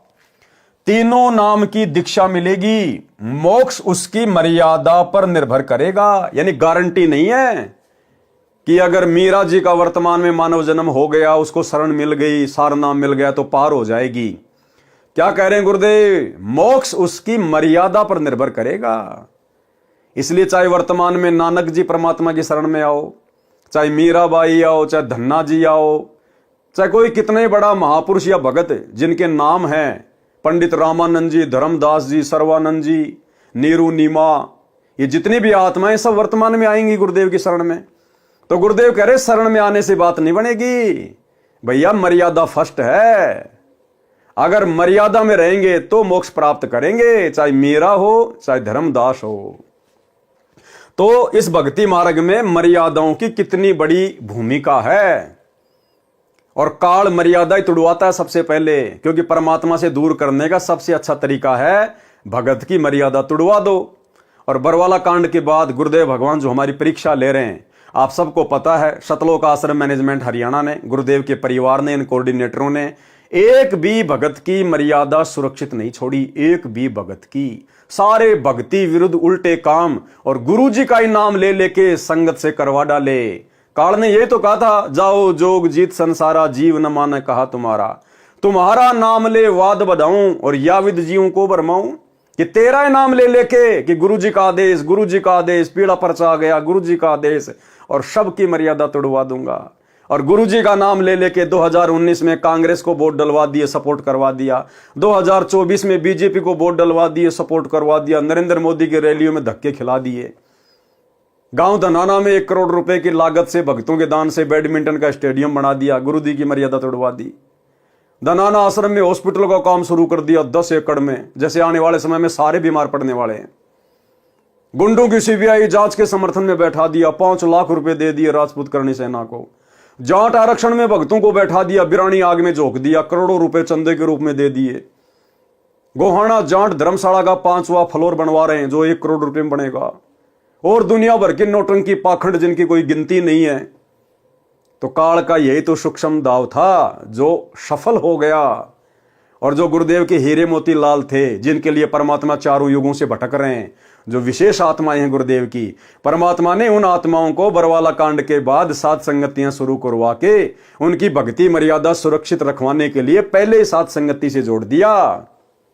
तो साध संगति में जितने भी भगत भाई बहन जुड़े हुए हैं, आज चाहे उनकी आर्थिक स्थिति कैसी भी क्यों ना है, उनका शरीर रूप रंग कैसा भी क्यों ना है, आप और हम परमेश्वर की उन महानतम आत्माओं में से हैं। ये कोई मान बढ़ाई के लिए नहीं कह रहे हम। हमें पता है हकीकत क्या है, सच्चाई क्या है, कैसे परमात्मा ने अपनी आत्माओं को काल के जाल से सुरक्षित रखा साध संगतियां शुरू करवा के। मीरा जी का फिर मानव जन्म अब वर्तमान के भक्ति युग में होगा। तीनों नाम की दीक्षा मिलेगी। मोक्ष उसकी मर्यादा पर निर्भर करेगा। भैया अगर मर्यादा में रहेगी तो मोक्ष होगा, नहीं तो फिर 84 में जाएगी। यदि आजीवन विश्वास के साथ मर्यादा में रहकर तीनों नामों का जाप करती रही तो मोक्ष निश्चित है। वृंदावन में भी मीरा की आस्था श्री कृष्ण में कुछ कुछ थी। क्या कह रहे हैं परमात्मा? जब मीरा घर बार छोड़ के वृंदावन चली गई थी तो मीरा की आस्था उस समय श्री कृष्ण जी में थी, थोड़ी थोड़ी। और भैया चाहे थोड़ी थोड़ी हो चाहे ज्यादा ज्यादा हो, परमात्मा कहते हैं 100 वर्ष सतगुरु की पूजा एक दिन आन उपासी, वो अपराधी आत्मा फिर पड़े काल की फांसी। तो मीरा की आस्था श्री कृष्ण जी में थोड़ी थोड़ी थी, इसलिए उसने वृंदावन में जाने का विचार किया था।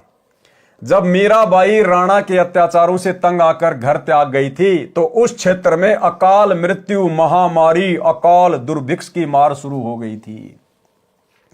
यानी राणा ने एक भगत को सताया, एक भगत को परेशान किया, एक संतनी को दुखी किया। और एक भगत के दुखी करने मात्र से परमात्मा कितना नाराज होता है, कितना रुष्ट होता है। परमात्मा कहते हैं, कबीर मेरे साधु को यानी मेरे भगत को दुख ना दीजियो कोई, और संत दुखी तो मैं दुखी, मेरा आपा भी दुखी होए। हिरणाकुश उदर उदारिया हम ही मार्या कंस, और जो सतावेगा मेरे भगत को उसका खो दूंगा वंश। तो एक भगत के दुखी होने से परमात्मा कितना दुखी होता है। और राणा की नगरी में उसके बाद महामारी फैल गई, अकाल पड़ गया, दुर्भिक्ष पड़ गया, हाहाकार मच गया। और वर्तमान में भाई और बहनों, इसीलिए दास बार बार आप भाई बहनों को सचेत करता है, अभी अगर कुछ ऐसा नहीं हो रहा है तो इसका मतलब ये नहीं कि होगा नहीं। अरे वहां तो खाली एक भगत को, मीरा को दुखी किया गया, जिस कारण से राणा की नगरी में हाहाकार मच गया, महामारी और अकाल। और यहां वर्तमान में हरियाणा में उस पूर्ण ब्रह्म परमात्मा अल्लाहों के अल्लाह सर्वेश्वर महेश्वर को, सतगुरु रामपाल जी भगवान को, इस कबीर परमात्मा को दुखी किया गया है। और 2014 बरवाला कांड के बाद से वे कहां बैठे हुए हैं। सोचिए आने वाले विनाशकारी समय में, युग परिवर्तन के दौर में हरियाणा के ऊपर क्या बीतेगी, हरियाणा के ऊपर क्या बीतेगी। और विशेषकर जहां परमात्मा निवास करते थे जिला हिसार में, वहां क्या बीतेगी। इसलिए भाइयों और बहनों, परमात्मा कहते दिल्ली मंडल पाप की भूमा। ये जो दिल्ली मंडल के अंतर्गत यानी दिल्ली के अधीन जो क्षेत्र है, इसमें ये हरियाणा पड़ता है। तो सोचिए भाइयों और बहनों, जब एक मीरा को, एक भगत को दुखी करने के कारण उस राजा की नगरी में ऐसी हाहाकार मच सकती है, तो वर्तमान में तो सम्राट को दुखी किया गया है, सम्राट को परेशान किया गया है, ना पहचान कर, जानबूझकर बकवाद करके, उनके विचार ना सुनकर, उनके सत्संग ना सुनकर, काल प्रेरणा से। तो सोचिए आने वाले समय में इस सरकार का क्या होगा, उस प्रदेश के वासियों का क्या होगा, किस किस प्रकार की आपदाएं आएंगी, आपत्तियां आएंगी। और फिर समाधान क्या होगा, समाधान वही होगा जो राणा को फिर पंडितों ने बताया, ज्योतिषियों ने बताया। क्या, जब मीराबाई राणा के अत्याचारों से तंग आकर घर त्याग कर गई, तो उस क्षेत्र में अकाल मृत्यु, महामारी, अकाल दुर्भिक्ष की मार शुरू हो गई। ज्योतिषियों ने बताया कि आपके नगर से संत रुष्ट होकर चला गया है, जिस कारण से यह उपद्रव हो रहा है। समाधान बताया कि यदि वह संत जीवित मिल जाए और वापस मनाकर, क्या, वापस मनाकर प्रसन्न करके लाया जाए, वो संत अपने आप आए, उससे बात नहीं बनेगी। उस संत को मनाकर, प्रसन्न करके, मनाना क्या होता है, प्रसन्न करना क्या होता है, पैर पकड़ पकड़ के, चरणामृत बना के, धो धो के पीकर, रो रो कर, अपने आंसुओं से उनके चरण कमल धोकर, उनको मनाकर, उनको प्रसन्न करके वापस लाया जाए, तो तुम्हारी नगरी के हालात ठीक होंगे। तो आने वाले समय में भाई और बहनों, जो भी हरियाणा का राजा होगा, मुख्यमंत्री होगा, जो भी भारत का राजा होगा, जो प्रधानमंत्री होगा, राष्ट्रपति होगा, हिसार जेल में जाकर उस युग परिवर्तन के समय में, हाहाकार के समय में, हिसार जेल में जाकर सतगुरु रामपाल जी के पैर पकड़कर, चरण धोकर, नाक रगड़कर, घुटने टेककर माफी मांगने से ये हालात देश और दुनिया के सुधरेंगे। तब जाकर लोगों की सांस में सांस आएगी। ये होगा, अवश्य होगा। ये परमात्मा धरती पे है। इन हालातों में कोई सतगुरु रामपाल जी को परमात्मा मानने वाला नहीं है। दुनिया ऐश कर रही है, मौज कर रही है, दुनिया को कोई कमी नहीं है। भगवान जेल में बैठा है, भगत उनके दुखी हो रहे हैं, आधे भगत बकवाद कर रहे हैं। तो यदि इसी प्रकार से सब कुछ चलता रहा, तो ना तो इस धरती पर कलयुग में सतयुग आएगा और ना सतगुरु रामपाल जी भगवान हिसार जेल से बाहर आने। भाई ये तो भगवान है, और भगवान ने तो अपने आप को भगवान मनवाना है। गुरुदेव ने बताया कि जीव की आदत है हार नहीं मानता, और भगवान की आदत है हार मनवा के रहता है। तो आने वाले समय में क्या बीतेगी, ये आप और हम सबकी आंखों के सामने होगा। वर्तमान में भले जो लोग गुरुदेव के सत्संगों से अपरिचित हैं, उनकी महिमा से अपरिचित हैं, वो भले इन बातों को मजाक में लें, लेकिन हकीकत यही है। जिस कल की भगवान को आजकल दुनिया यूट्यूब पे ढूंढ रही है, वो कल की भगवान हिसार जेल में बैठे हुए सतगुरु रामपाल जी परमात्मा हैं। कल्कि के दो मतलब हैं, एक होता है विष्णु का अवतार, वो तो लाखों साल बाद में आएगा, उसका तो वर्तमान में कोई लेन देन ही नहीं है। दूसरा कल्कि होता है कलयुग का भगवान, काल पर विजय प्राप्त करने वाला भगवान कल्कि। तो ये है वो कल्कि भगवान, रियल कल्कि, जो इस कलयुग में सतयुग लाएगा, युग परिवर्तन के दौर में जो देश और दुनिया बचाएगा। ये है वो कल्कि भगवान। और इस कल्कि भगवान को 2028 के आसपास, उससे पहले या उससे बाद में, मतलब जब भयंकर परिस्थितियां बदल जाएंगी, बिगड़ जाएंगी, बड़े बड़े देश भी हाथ खड़ा कर लेंगे, जो आज अपने आप को डेवलपमेंट कंट्री कह रहे हैं, हम तो विकसित देश हैं। जब उनके भी हाथ खड़े हो जाएंगे, भारत के तो बिसाती क्या फिर। और उस समय फिर पता चलेगा कि इन परिस्थितियों में कौन सहायता कर सकता है, कौन काबू पा सकता है, इस प्रकृति के ऊपर किसका डंडा है, तब पता चलेगा कि हिसार जेल में बैठी हुई परम शक्ति है। तो उस समय इन राजनेताओं को मजबूरन घुटने टेकने पड़ेंगे, वहां मनाना पड़ेगा, प्रसन्न करना पड़ेगा। तो भाई और बहनों, आप और हमें तो दृढ़ विश्वास है, और नहीं है तो हो जाना चाहिए। हमने इस भक्ति मार्ग पर जरा भी गफलत नहीं करनी है। परिस्थितियां चाहे कैसी भी हों, कैसी भी बिगड़े, आप और हमारा तो बाल भी बाका नहीं होगा अगर इसी प्रकार से गुरु मर्यादा में रहकर, अपने गुरु को इष्ट मानकर, घर को आश्रम बनाकर अगर इस भक्ति मार्ग पर लगे रहे तो। बाकी दुनिया का उस समय क्या होगा क्या नहीं होगा वो तो फिर हम अपनी आंखों से ही देखेंगे। ज्योतिषियों ने बताया कि आपके नगर से संत रुष्ट होकर चला गया है, जिस कारण से यह उपद्रव हो रहा है। समाधान बताया कि यदि वह संत जीवित मिल जाए और वापस मनाकर प्रसन्न करके लाया जाए तो वह आशीर्वाद देकर सब ठीक कर सकता है। वह आशीर्वाद देकर सब ठीक कर सकता है। और उस समय भी भाई और बहनों, मीरा ने कुछ भी ठीक नहीं करना था। मीरा तो भगत थी, आशीर्वाद देने का तो कोई सवाल ही पैदा नहीं था। उस समय भी परमात्मा ने ही ठीक करना था, इसी कबीर परमेश्वर ने ठीक करना था। अगर मीरा वापस भी आ जाती तो। राणा ने अपने सभापतियों से प्रश्न किया कि ऐसा कौन संत था जो रुष्ट होकर चला गया, क्योंकि मीरा का देवर मीरा को कोई भगत थोड़ी मानता था। तो उसने कहा कि ऐसा कौन संत था जो रुष्ट होकर चला गया। राणा का चाचा यानी मीरा का पितसरा यानी चाचा ससुर भवन सिंह राणा का महामंत्री था, और इस भवन सिंह ने परमात्मा कबीर जी से नाम उपदेश भी ले लिया था तथा परमात्मा का भगत था। मीराबाई के साथ भौम ने भी संत रविदास जी से नाम लिया था। भौम को यानी भवन को एक नौकर राजा ने दे रखा था, उस नौकर ने भी उस समय संत रविदास जी से नाम लिया था। वे पहले मीरा के साथ बैठकर परमात्मा की चर्चा घंटों किया करते थे। भवन मीरा को बेटी की तरह तथा साध्वी की तरह सम्मान देता था, परंतु अत्याचारी भतीजे राजा से डरता था। मीरा को सांत्वना देता था कि भक्तों का भगवान रक्षक है। मीरा के चले जाने के पश्चात भवन तथा नौकर बहुत रोते थे, याद करते थे। भौम ने राजा को बताया कि मीरा संत थी। उस राणा को मीरा के चाचा ससुर भवन ने बताया कि मीरा संत थी, वह चली गई, इस कारण से यह सब अनिष्ट हो रहा है। राणा ने कहा कि उसे कौन ला सकता है। अब देखो, फिर भी अहंकार, फिर भी घमंड, फिर भी अहंकार, फिर भी घमंड। वो राणा खुद जाने को तैयार नहीं हुआ। अगर वो सैनिक या कोई और राणा के आदेश से मीरा को ले भी आते तो भी परमात्मा दया नहीं बख्शता, क्योंकि मैन अत्याचारी कौन था जिसके अत्याचार से दुखी होकर मीरा वृंदावन गई थी, उसको जाना पड़ेगा, उस राजा को, उस राणा को जाना पड़ेगा। लेकिन वो शेर तो आदेश दे रहा कि कौन ला सकता है मीरा को, यानी अभी उसको आवश्यकता नहीं थी, अभी वो दुखी नहीं था, जनता दुखी हो रही थी। राणा ने कहा कि उसे कौन ला सकता है, मैं कभी उसे कष्ट नहीं दूंगा, प्रतिज्ञा करता हूं।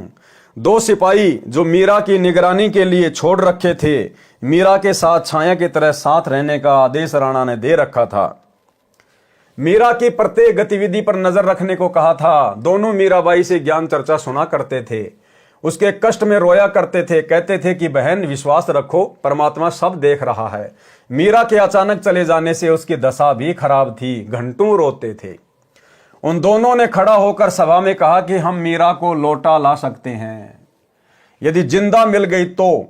राजा ने कहा कि यदि नहीं आई तो क्या करोगे? वे बोले कि हम भी लौट कर नहीं आएंगे। अब देखो कितना अभिमान था उसके अंदर। कह रहा यदि मीरा नहीं आई तो फिर तुम्हारे साथ में क्या होना चाहिए, यानी फिर तुम्हारे को सजा मिलेगी। अभी भी उसमें अहंकार। तो भाई और बहनों, आज वर्तमान में सतगुरु रामपाल जी भगवान उस युग परिवर्तन के दौर में जनता के हाथ पैर जोड़ने से नहीं आएंगे। जो मुख्य लोग हैं, जो देश की व्यवस्था को संभालते हैं, जो राजा लोग हैं, मंत्री प्रधानमंत्री हैं, वो जब जाएंगे रोएंगे, गिड़गिड़ाएंगे। और ये उस समय गिड़गिड़ाएंगे जब सारी सत्ता, सारी हेकड़ी जब इनके हाथ से निकल जाएगी, जब इन राजनेताओं की खुद की जान के ऊपर बात आएगी ना कि अब तुम्हारे प्राण नहीं बचेंगे। उस समय ये गिड़गिड़ाते हुए जाएंगे हिसार जेल में अपने बाप के चरणों में नाक रगड़ने के लिए, और उस समय फिर परमात्मा विचार करेगा कि क्या करना है और क्या नहीं करना है। उन दोनों ने खड़ा होकर सभा में कहा कि हम मीरा को लौटा ला सकते हैं यदि जिंदा मिल गई तो। राजा ने कहा कि यदि नहीं आई तो क्या करोगे? वे बोले कि हम भी लौटकर नहीं आएंगे। दोनों मीराबाई की खोज में निकले। पता चला कि बहुत सारे संत स्त्री पुरुष वृंदावन में रहते हैं। वहां मीराबाई मिल गई। लौट चलने की प्रार्थना की। बताया कि राजा के राज में उपद्रव हो रहे हैं। ब्राह्मणों ने बताया है कि मीरा वापस आएगी तो सब ठीक होगा। राणा ने कहा है कि आगे से मीरा को कोई कष्ट नहीं दूंगा, आप चलो। मीरा ने कहा कि भाई अब नहीं जाऊंगी। उन्होंने कहा कि यदि आप नहीं चलोगी तो हम प्रतिज्ञा करके आए हैं कि यदि मीरा जीवित मिल गई तो हमारी बात को मान लेगी। राणा ने कहा कि यदि नहीं आई तो क्या करोगे? हमने कहा है कि हम भी नहीं आएंगे। बहन जी, हमारे परिवार की ओर देखकर चलो। मीराबाई बोली कि यदि मैं संसार छोड़कर गई होती तो भी तो लौट जाते। सिपाहियों ने कहा कि फिर तो लौटना ही था। उसी समय मीरा ने एक तारा वाला यंत्र उठाया, परमात्मा की स्तुति करने लगी। आंखों से प्रेम के आंसू बहने लगे। उसी समय श्री कृष्ण जी की मूर्ति में समा गई। अब श्री कृष्ण जी की मूर्ति में समाने वाली भाई और बहनों उस समय मीरा नहीं थी। अरे मीरा तो एक भगत थी बेचारी। मीरा तो एक भगत थी, उसमें कोई रिद्धि सिद्धि थोड़ी थी, कोई जंतर मंत्र थोड़े जानती थी वो। उस समय कबीर परमात्मा सतगुरु रामपाल जी भगवान मीरा के रूप में बैठे हुए थे। मालिक अंतर्यामी, उनको पता था कि सैनिक आ रहे हैं और परमात्मा ने उस समय वो लीला घटित करनी थी। यानी आज आप और हमें ये विश्वास दिलाना था कि मीरा की आस्था, मीरा की श्रद्धा परमात्मा से उपदेश लेने के बाद भी थोड़ी थोड़ी श्री कृष्ण जी में थी। अन्यथा अगर मीरा भी मान लो अगर रिद्धि सिद्धि वाली हो गई थी और यदि उसने अपनी मर्यादा तोड़ दी और जादू जंत्र करके अगर श्री कृष्ण जी की मूर्ति में समा गई तो इससे भी यही सिद्ध होता है कि मीरा कबीर परमात्मा के उपदेश को फॉलो नहीं कर पाई, उनके ज्ञान को अच्छे से नहीं समझ पाई। मीरा की आस्था श्री कृष्ण जी से हट नहीं पाई। अन्यथा श्री कृष्ण जी की मूर्ति में समाने का क्या मतलब था? अपने परमात्मा का वैसे ध्यान करती रहती, जमीन में समा जाती। श्री कृष्ण जी की मूर्ति में समाने का क्या मतलब था? यानी गुरुदेव भगवान आप और हमारी आंखें खोलने के लिए कि मीरा कितनी अच्छी आत्मा थी, कितना संघर्ष किया, परमात्मा उसके कितना साथ थे। लेकिन परमात्मा भी उस समय फेल हो जाता है जब ये जीव जरा सी भी आस्था अपने गुरु से हटाकर, अपने परमात्मा से हटाकर किसी अन्य देव में लगा लेता है। 100 वर्ष सतगुरु की पूजा एक दिन अनुपासी, वो अपराधी आत्मा फिर पड़े काल की फांसी। तो आप और हमारे लिए शिक्षा है, एक उदाहरण पेश किया गुरुदेव ने मीरा का रूप बना के और उस मूर्ति में समाकर, क्योंकि मीरा की श्री कृष्ण में आस्था समझो मूर्ति में समा गई, बात एक ही है। तो आप और हमें शिक्षा देना चाह रहे हैं गुरुदेव भगवान की, वर्तमान में तुम मीरा जितनी भी गलती मत कर देना। जहां आशा तहां बाशा होई, मन कर्म वचन सुमरियो सोई। अगर ये भक्ति करते करते इस कलयुग की पिछली पीढ़ी में अगर तुम्हारी अपने गुरु के अलावा किसी अन्य में जरा सी भी आस्था रह गई, जैसे आज सतलोक आश्रमों से जुड़े हुए 90% भगत भाई बहनों की थोड़ी सी नहीं, आधी नहीं, पूरी की पूरी आस्था उस दाढ़ी मूंछ वाली कबीर जी की समझे जाने वाली नकली फोटो में है। यानी वही बात है भाई और बहनों, जहां से परमात्मा ने उठाया था संगत वहीं जाके खड़ी हो गई। पहले देवी देवताओं को छोड़ने को तैयार नहीं थी, अब उस दाढ़ी मूंछ वाले कबीर जी की मुर्दा फोटो को छोड़ने को तैयार नहीं है। अब क्या करे भगवान? परमात्मा समझा ही सकता है, रो ही सकता है, प्रमाण दे सकता है, सीना फाड़ के नहीं दिखाएगा कि मैं कबीर हूं तुम्हारा गुरु।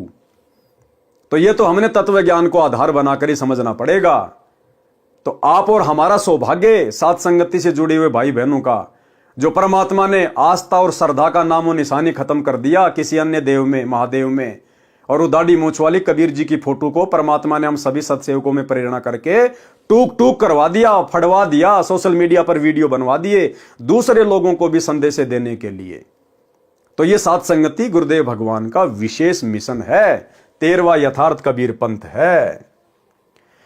उसी समय मीरा जी ने एक तार वाला यंत्र उठाया, परमात्मा की स्तुति करने लगी, आंखों से प्रेम के आंसू बहने लगे।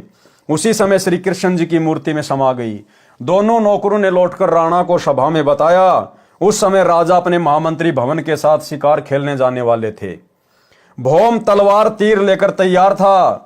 उसके घोड़े को भगत नौकर पकड़कर खड़ा था। यानी जो भगत था, वो जो नौकर था वो भगत बन गया था। वो भवन के घोड़े को पकड़ के खड़ा था। भवन मंत्री सभा में बैठा था। नौकरों से राजा ने प्रश्न किया कि मिली मीरा?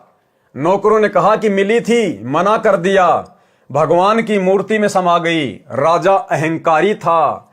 उसने कहा कि बाहर जाकर चरित्रहीन हो गई होगी, मुसलमान खत्म कर लिया होगा, इसलिए धरती में गड़ गई। जब जानता वो संत थी, ऊपर आकाश में स्वर्ग में जाती। उस अहंकारी राजा ने और परमात्मा की प्यारी आत्मा के विषय में, मीरा के विषय में क्या कुशब्द कहे कि जब जानता वो भगत थी, जब ऊपर आकाश में जाती स्वर्ग में, जमीन में गड़ गई, कोई मुसलमान खत्म कर लिया होगा। यानी टोंट कसा, व्यंग कसा कि उस समय मानता कि वो संत थी, भगत थी, जब ऊपर उड़ के जाती। अब भाई और बहनों, परमात्मा फिर अपने भगत की बेइज्जती सहन नहीं कर सकता। उसी समय परमात्मा भवन के रूप में प्रकट हो गए वहां पर। मीराबाई के चाचा के रूप में, भवन के रूप में परमात्मा प्रकट हो गए। उस भवन को नहीं पता चला कि मैं कौन हूं और अब मेरे रूप में सारा खेल कौन खेलने वाला है।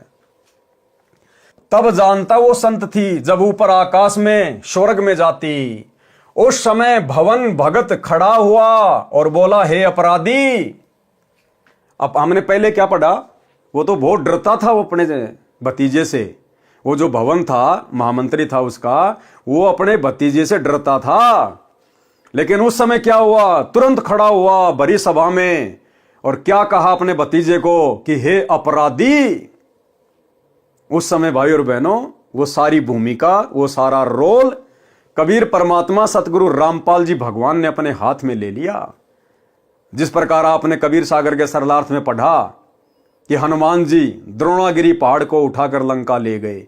गुरुदेव ने क्या बताया, वो उठाता हुआ हनुमान दिखाई दे रहा था, लेकिन सूक्ष्म रूप में हनुमान जी के हाथों के नीचे हाथ किसने दिए? इसी कबीर परमात्मा सतगुरु रामपाल जी भगवान ने। तो इसी प्रकार वो बोलता हुआ तो भवन दिखाई दे रहा था, लेकिन उस समय वो रोल कबीर परमात्मा सतगुरु रामपाल जी ने अपने हाथ में ले लिया। उसी समय भवन भगत खड़ा हुआ और बोला, हे अपराधी, उस देवी के लिए ऐसे कटे जले शब्द ना बोल। यदि वह ऊपर चली जाती तो भी तूने नहीं मानना था। तेरा पाप नहीं मानने देता। मैं जा रहा हूं स्वर्ग में, देख ले। भौम सबके सामने घोड़े पर सवार हो गया, तलवार भी हाथ में थी। घोड़ा ऊपर को उठने लगा तो नौकर रोने लगा कि मालिक, मैं कैसे अकेला इस अन्यायी के राज्य में रह सकूंगा, मुझे भी साथ ले चलो। यूं कहते कहते नौकर भगत ने घोड़े की पूंछ पकड़ ली, वह भी घोड़े से लटक कर ऊपर चल दिया। घोड़े, जूतों व गुलाम सहित भवन स्वर्ग गया। ये सारा खेल कबीर भगवान का, कबीर परमात्मा का। ये सारा खेल भाई और बहनों पूज्य गुरुदेव भगवान का। अब आगे आपको पता चलेगा कि भवन बेचारा कितना दिल का कमजोर था और कितना भय मानता था अपने भतीजे से। और भवन कैसे घोड़े पे चढ़कर स्वर्ग चला जाएगा, और क्यों जाएगा भाई भवन स्वर्ग में? वो स्वर्ग की भक्ति कर रहा था क्या? वो तो कबीर परमात्मा की भक्ति कर रहा था। हमारे को तो स्वर्ग में जाना ही नहीं। लेकिन परमात्मा ने यहां फिर यह साबित किया मीराबाई की तरह कि भवन की आस्था भी स्वर्ग में थी, उसकी आस्था भी श्री विष्णु जी में थी। भले नाम रविदास जी से ले रखा था, भले मंत्र ये वाले जाप करता था, लेकिन आस्था मूल ज्ञान के अभाव में, भक्ति के कंप्लीट कोर्स के अभाव में उन आत्माओं की आस्था अपने उन्हीं इष्ट देव में रही। कोई श्री कृष्ण जी को मानता, कोई शंकर को मानता, कोई माता जी को मानता। इसलिए परमात्मा ने आप और हमें शिक्षा देने के लिए ये उदाहरण पेश किया कि उनकी आस्था पूर्णतया परमात्मा में नहीं बनी थी, और जिसको टारगेट मान के वो भक्ति कर रहे थे, परमात्मा ने वहीं उनको पहुंचा दिया स्वर्ग में।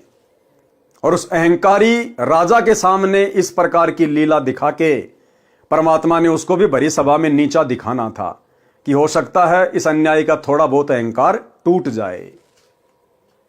यूं कहते कहते नौकर भगत ने घोड़े की पूंछ पकड़ ली, वह भी घोड़े से लटक कर ऊपर चल दिया। घोड़े जूतों व गुलाम सहित भवन स्वर्ग में गया। विशेष एक नित्यानंद जी महाराज गांव माजरा जिला रोहतक में जटेला तालाब पर साधना किया करते थे।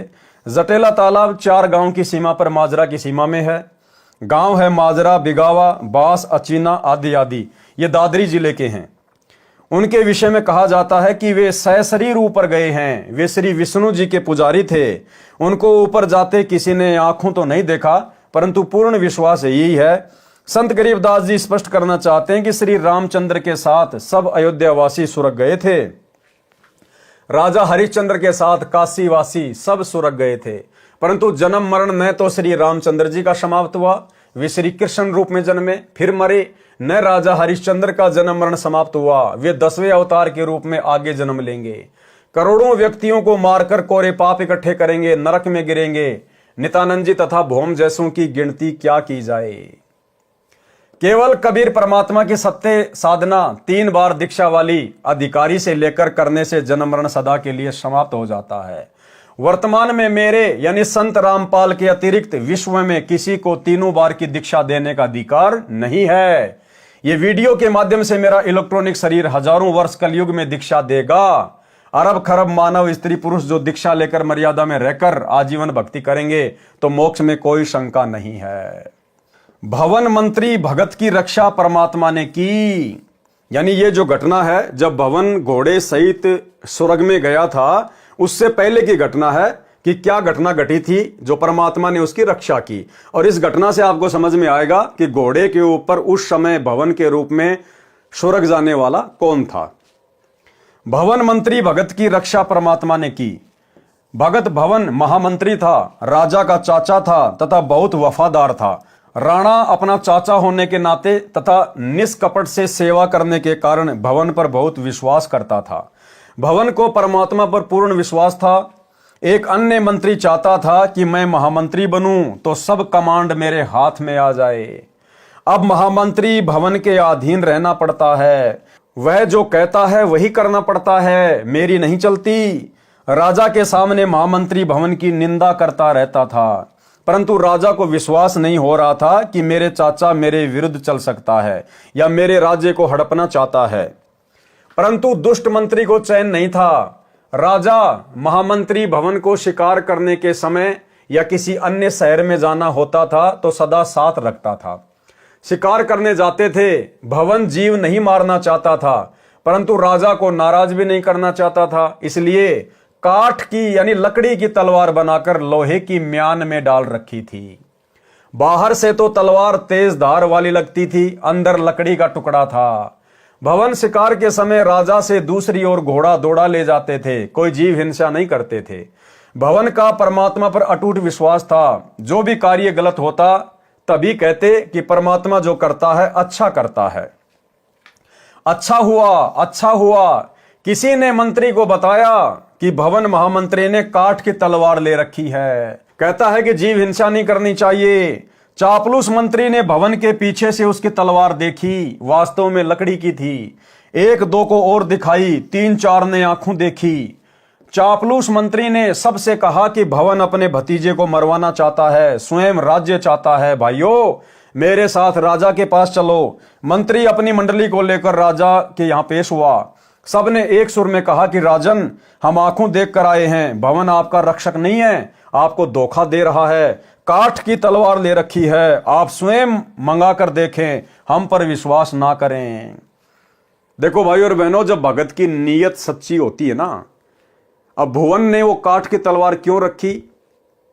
अपने भतीजे को मरवाने के लिए नहीं, उसका राज्य हड़पने के लिए नहीं। भगत की ठोकर पर रहता है राज्य। भगत राज्य का भूखा नहीं होता, थूकता भगत इंद्र के राज पे भी। भवन का मकसद था कि जब इसके साथ मैं शिकार पे जाता हूं तो मेरे हाथों से कोई जीव हत्या ना हो जाए, परमात्मा की मर्यादा ना टूट जाए। इसलिए वो काठ की तलवार रखता था कि अगर राजा के सामने अगर किसी जीव को मारना भी पड़ गया तो काठ की तलवार मारूंगा तो जीव मरेगा नहीं, बेहोश हो जाएगा, फिर उठ के भाग जाएगा। इस प्रकार से वो काठ की तलवार रखा करता था। लेकिन उस महामंत्री को मौका मिल गया, उसको किसी ने बता दिया, महामंत्री ने अपनी आंखों देख लिया, 2-4 को और दिखाई उसकी तलवार उसके पीछे से, और राजा के वहां जाकर चुगली खा ली कि ऐसे ऐसे आपका चाचा आपको मरवाना चाहता है, काठ की तलवार रखता है। तो राजा ने सबको बुला लिया, सबकी तलवार चेक करने के लिए, और भवन भी सभा में आ खड़ा हुआ, भवन को पता नहीं। और जब राजा ने कहा कि सब अपनी अपनी तलवार चेक करवाओ, किसकी तलवार में कितनी धार है। अब भवन क्या करे बेचारा, बीच से निकल के जा नहीं सकता। अब हक्का बक्का रह गया कि भाई आज तो तेरी मृत्यु निश्चित है, ये दुष्ट आज तेरी गर्दन काटेगा, आज ये तलवार चेक कर रहा है और तेरी तलवार तो लकड़ी की है। तो भाई और बहनों, जब परमात्मा देख लेता कि भगत की नीयत सही है, तो परमात्मा फिर अपने भगत को मरने नहीं देता, उसकी बेइज्जती नहीं होने देता। सो छल छिद्र मैं करूं अपने जन के काज। राजा ने कहा कि यदि भवन की तलवार काठ की मिली तो सबके सामने उसकी गर्दन काट दूंगा। राजा ने सब मंत्री तथा महामंत्रियों को आदेश दिया कि दूसरे शहर में जाना है। सब अपने अपने अस्त्र शस्त्र लगाकर आधे घंटे में तैयार होकर ड्योढ़ी द्वार पर हाजिर हो। सब अपनी अपनी तलवार व अन्य शस्त्र लेकर ड्योढ़ी द्वार पर खड़े हो गए। राजा आए और बोले सब मंत्री महामंत्री तथा अन्य अंगरक्षक अपनी अपनी तलवार लेकर एक लाइन में खड़े हो जाए। ऐसे ही हो गया। राजा प्रत्येक के पास जाकर कहे कि अपनी तलवार की धार चेक कराओ, तुमने धार ठीक से बनवा रखी है कि नहीं। यानी डायरेक्ट तो अपने चाचा को कह नहीं सकता, तो उसने ये बहाना बनाया। सबकी तलवार लोहे की थी। जब भवन का नंबर आया तो भवन को लग रहा था कि चंद मिनटों का जीवन शेष है, परमात्मा को याद कर लूं। भवन ने देखा कि आज बात बिगड़ गई है, अब ये दुष्ट तेरी गर्दन काटेगा। तेरा तो थोड़े बहुत समय का जीवन है, जब तक नंबर तेरा नहीं आता तलवार चेक करने का। और आंखें बंद करके अपने भगवान को याद करने लग गया। अब सोचो भाई और बहनों, अरे जो भवन घोड़े सहित नौकर सहित और अपनी रिद्धि सिद्धि शक्ति से स्वर्ग में जा सकता है उड़ के, क्या वो काठ की तलवार को लोहे की नहीं बना सकता था अपनी रिद्धि सिद्धि से? तो अब आपको समझ में आ जाना चाहिए भाई और बहनों कि उस समय भवन के रूप में वो लीला किसने की थी, घोड़े पर बैठकर स्वर्ग जाने की। राजा प्रत्येक के पास जाकर कहा कि तलवार की धार चेक कराओ, तुमने धार ठीक से बनवा रखी है या नहीं। सबकी तलवार लोहे की थी। जब भवन का नंबर आया तो भवन को लग रहा था कि चंद मिनटों का जीवन शेष है, परमात्मा को याद कर लूं। भवन परमात्मा का नाम जो गुरुजी से ले रखा था जाप करने लगा। आप और हमें एक और शिक्षा दे रहे हैं गुरुदेव भगवान, जब कभी कभार तुम्हारे सामने भी इस प्रकार की परिस्थिति पैदा हो जाए, तुम्हारे को कुछ भी समझ में ना आए, तो उस समय फिर अपनी तिगड़मबाजी को छोड़कर अपना दिमाग इधर उधर दौड़ाने के बजाय और जो सुमरण दे रखा है गुरुदेव भगवान ने, अपने परमात्मा में ध्यान लगा देना चाहिए। कोई विशेष संकट आता दिखाई दे, कोई परेशानी दिखाई दे, तो उस समय सुमरण ही हमारा हथियार होना चाहिए, सुमरण ही हमारा सहारा होना चाहिए। फिर परमात्मा आपत्ति को टाल देता है। भवन परमात्मा का नाम जो गुरुजी से ले रखा था जाप करने लगा। राजा ने कहा कि महामंत्री तलवार म्यान से निकाल। भवन को पता ही नहीं चला कि कब तलवार म्यान से बाहर निकली, वह तो अंतिम श्वास ले रहा था। अब भवन के तो होश उड़ गए, उसको तो पता ही नहीं, परमात्मा ने उसको निष्क्रिय कर दिया। जैसे रामचंद्र जी के पास गए परमात्मा रावण के साथ युद्ध वाले क्षेत्र में, तो रामचंद्र जी को पता नहीं परमात्मा ने कहां खड़ा कर दिया, गुप्त अदृश्य कर दिया। और रामचंद्र के रूप में फिर तीर किसने मारा? कबीर परमात्मा ने रावण की नाभि में, और नाम हो गया रामचंद्र का। तो ठीक इसी प्रकार जब भवन का नंबर आया तो भवन ने देखा भैया बस तेरा लास्ट समय आ गया, गुरुजी को याद कर ले। वो तो अपना सुमरण में ध्यान लगा लिया, परमात्मा ने उसकी बुद्धि ऑफ कर दी, उसको तो कुछ नहीं पता क्या हो रहा है क्या नहीं हो रहा है।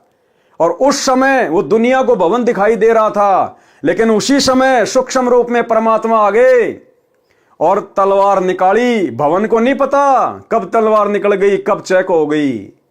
और जैसे ही तलवार निकाली, परमात्मा ने भवन का रूप बना के वो तलवार स्टेनलेस स्टील की, जितने भी लोग थे सबसे ज्यादा चमकदार बिजली की तरह यूं चमक रही तलवार।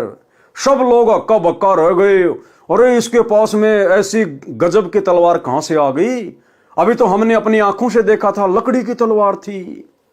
तो ऐसे खेल खेलता भाई और बहनों परमात्मा अपने भगत के लिए। क्या कह रहे हैं परमात्मा? राजा ने कहा कि महामंत्री तलवार म्यान से बाहर निकाल। भवन को पता ही नहीं चला कि कब तलवार म्यान से बाहर निकल गई। वह तो अंतिम श्वास ले रहा था। ज्यों ही भवन ने पूरे वेग के साथ तलवार म्यान से बाहर निकाली तो तलवार लोहे की थी। उसकी चमक आंखों को ऐसे लग रही थी जैसे आकाशीय बिजली का चमका लगा हो।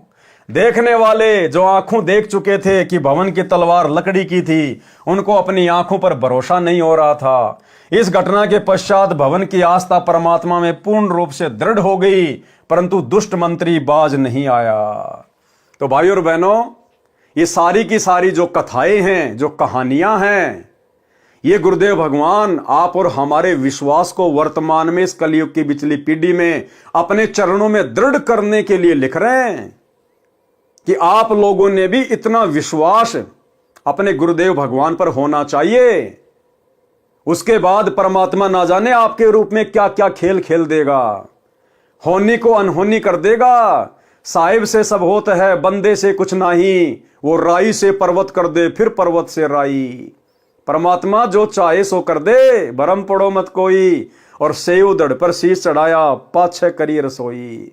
मोला जल से थल करे, थल से जल कर देत, और साहिब तेरी साई भी शाम कहूं के श्वेत।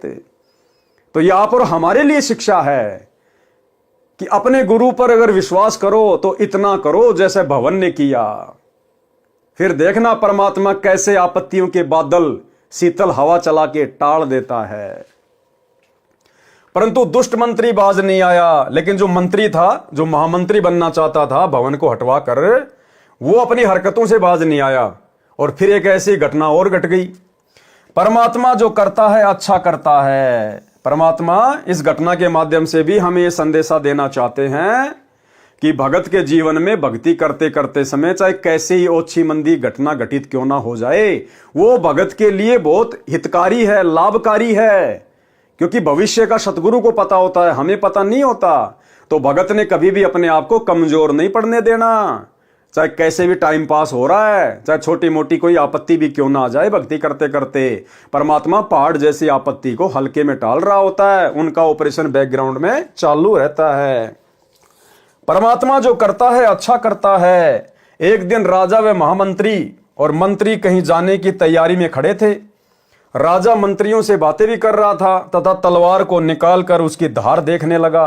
बातों में व्यस्त होने के कारण राजा को ध्यान नहीं रहा। उसकी दाएं हाथ की उंगली कटकर दूर गिर गई। राजा को जोर की पीड़ा हुई। महामंत्री बोला, कौन महामंत्री? भवन। महामंत्री बोला कि अच्छा हुआ, जो होता है अच्छा ही होता है। परमात्मा जो करता है अच्छा ही करता है। उस दिन राजा को लगा कि वास्तव में महामंत्री के मन में दोष है, ये मेरा अहित चाहता है। चापलूस मंत्री को मौका मिल गया। राजा के लिए वैद्य बुला कर लाया। कहने लगा कि हे राजन, देख लिया आपने, सुन लिया अपने कानों से। राजा ने आदेश दिया कि महामंत्री को जेल में डाल दो। चापलूस मंत्री को महामंत्री बना दिया। 6 महीने में राजा की उंगली का जख्म भर गया। राजा के दाएं हाथ में केवल 3 अंगुलियां थी। नए महामंत्री को साथ लेकर राजा शिकार करने गया। जंगल में शिकार के पीछे घोड़ा दौड़ा रखा था। राजा तथा महामंत्री दोनों सेना से दूर गहरे जंगल में चले गए। आगे कुछ जंगली व्यक्ति मिले। उन्होंने दोनों को घेर लिया तथा पकड़कर रस्सों से बांधकर घर पर ले गए। जंगली व्यक्तियों ने देवी को नर बलि चढ़ाने का संकल्प कर रखा था। पुरोहित को बताया कि दोनों व्यक्ति पकड़कर लाए हैं। पुरोहित ने कहा कि अच्छी बात है, दोनों की बलि चढ़ा देंगे, देवी अधिक प्रसन्न होगी। परंतु जांच करो कि इनका कोई अंग भंग ना हो। जांच करने पर पाया कि एक व्यक्ति की एक अंगुली नहीं है, कटी हुई है। पुरोहित बोला कि जिसकी अंगुली कटी है उसे जाने दो, वह बलि के योग्य नहीं है। दूसरे को तैयार करो। देखते ही देखते चापलूस मंत्री का सिर काटकर पत्थर की मूर्ति पर चढ़ाकर फिर पकाकर खाने के लिए ले जाने लगे। राजा तेजी से भागा, सीधा कारागार में गया यानी जेल में गया, वहां महामंत्री बंद था, उसे कैद मुक्त किया तथा आप बीती बताई और कहा कि आप ठीक कह रहे थे कि जो होता है अच्छा ही होता है। यदि उस दिन मेरी उंगली न कटी होती तो आज मेरी मौत होती। राजा ने महामंत्री से प्रश्न किया कि मेरी उंगली कटी तो मेरी जान बची, मेरे लिए तो अच्छा हुआ, परंतु आपको 6 महीने की कैद का कष्ट भोगना पड़ा, आपके लिए क्या अच्छा हुआ? तो महामंत्री ने कहा कि 6 महीने की कैद से मेरी भी जान बच गई। यदि मैं कैद में ना होता तो आपके साथ जंगल में जाता, उस मंत्री की जगह मेरी बलि चढ़ती। राजा ने अपनी गलती की क्षमा याचना की, उसे अपना पुनः महामंत्री बनाया। यानी जो परमात्मा करता है भगत के साथ में वो अच्छा ही होता है। देखो, जगत वालों को तो जैसे उनके जो कर्म हैं उस हिसाब से उनके साथ घटनाएं घटित होंगी। सतगुरु के शरण में आने के बाद भगत के साथ यदि कोई घटना घटित होगी तो फिर परमात्मा उसकी परीक्षा के लिए, उसके विश्वास को बढ़ाने के लिए या पहाड़ जैसी आफत को परमात्मा हल्के में टाल रहा होगा। तो हमने केवल विश्वास के साथ अपनी भक्ति पर लगे रहना होता है। आत्मज्ञान बिना नर भटके, यानी मीराबाई के साथ क्या घटना घटित हुई जब वो राणा की नगरी को छोड़कर वृंदावन को जा रही थी। आत्मज्ञान बिना नर भटके। आत्मज्ञान क्या होता है? मैं कौन हूं, क्यों जन्म रहा हूं, क्यों मेरी मृत्यु होती है, मरने के बाद कहां जाऊंगा, इस मनुष्य जीवन का क्या मकसद है, ये सारी बातें हैं आत्मज्ञान। जब बहन मीरा जी घर त्याग कर जा रही थी तो रास्ते में कुछ व्यक्ति एक गुफा के द्वार के सामने बैठे थे। मीराबाई ने उनसे वहां इकट्ठे होने का कारण जाना तो बताया कि इस गुफा के अंदर एक महात्मा रहता है, वह कभी कभी बाहर आता है, जिसको दर्शन हो जाते हैं उसका कल्याण हो जाता है, परंतु महिलाओं को दर्शन नहीं देते। मीराबाई ने कहा कि मैंने तो सुना है कि पुरुष तो एक परमात्मा ही है, अन्य तो शरीर बदलकर स्त्री पुरुष बनते रहते हैं। यदि कोई दूसरा पुरुष पृथ्वी पर है तो मैं उसके दर्शन करके ही जाऊंगी। महात्मा का विशेष सेवक था, केवल वह गुफा में जा सकता था। सेवक से महात्मा पता कर लेता था कि कोई स्त्री तो बाहर नहीं बैठी है। सेवक ने बताया कि एक साध्वी आई है, वह कहती है कि मैं तो दर्शन करके ही जाऊंगी। महात्मा बाहर आया। मीराबाई ने कहा कि महाराज, मैं जानना चाहती हूं कि इस 5 तत्व के बने मानव शरीर में स्त्री तथा पुरुष के तत्व में क्या अंतर है? केवल एक पुरुष है परमात्मा, आप अन्य पुरुष कैसे हो? आत्मा शरीर धारण करती है, नर मादा का अभिनय करती है। और जब मीरा ने उस महात्मा को सत उपदेश दिया, ज्ञान समझाया जैसा कि उसको परमात्मा से प्राप्त था, उसके बाद में उस महात्मा जी की आंखें खुली और उस महात्मा जी ने भी मीराबाई के साथ में जाके संत रविदास जी से नाम उपदेश लिया और अपना आत्म कल्याण करवाया। तो भाइयों और बहनों, मीराबाई की कथा से, गुरुदेव भगवान के आशीर्वाद से आप और हमें भक्ति मार्ग पर दृढ़ता के साथ में और संघर्ष करते हुए आगे बढ़ने की प्रेरणा मिलती है। और इसी प्रकार से हमने इस कलयुग की बिचली पीढ़ी में इन तमाम कथाओं से शिक्षा लेकर अपने आप को कमजोर नहीं पड़ने देना है, क्योंकि हमारे बैकग्राउंड में, हमारी पीठ पीछे समर्थ कादर भगवान, सतगुरु रामपाल जी भगवान लोहे की तरह खड़े हैं, लोहे की तरह। अगर मर्यादा में रहकर इस भक्ति मार्ग पर टिके रहे तो भाइयों और बहनों, आज के वीडियो में केवल इतना ही। कल रात्रि 8 बजे सभी भाई बहन फिर से लाइव जुड़िए एक नए वीडियो के साथ में। तब तक गुरुदेव भगवान आप और हम सभी को आज्ञा दे, इजाजत दे, आशीर्वाद दे। बंदी छोड़ सतगुरु रामपाल जी भगवान की जय हो।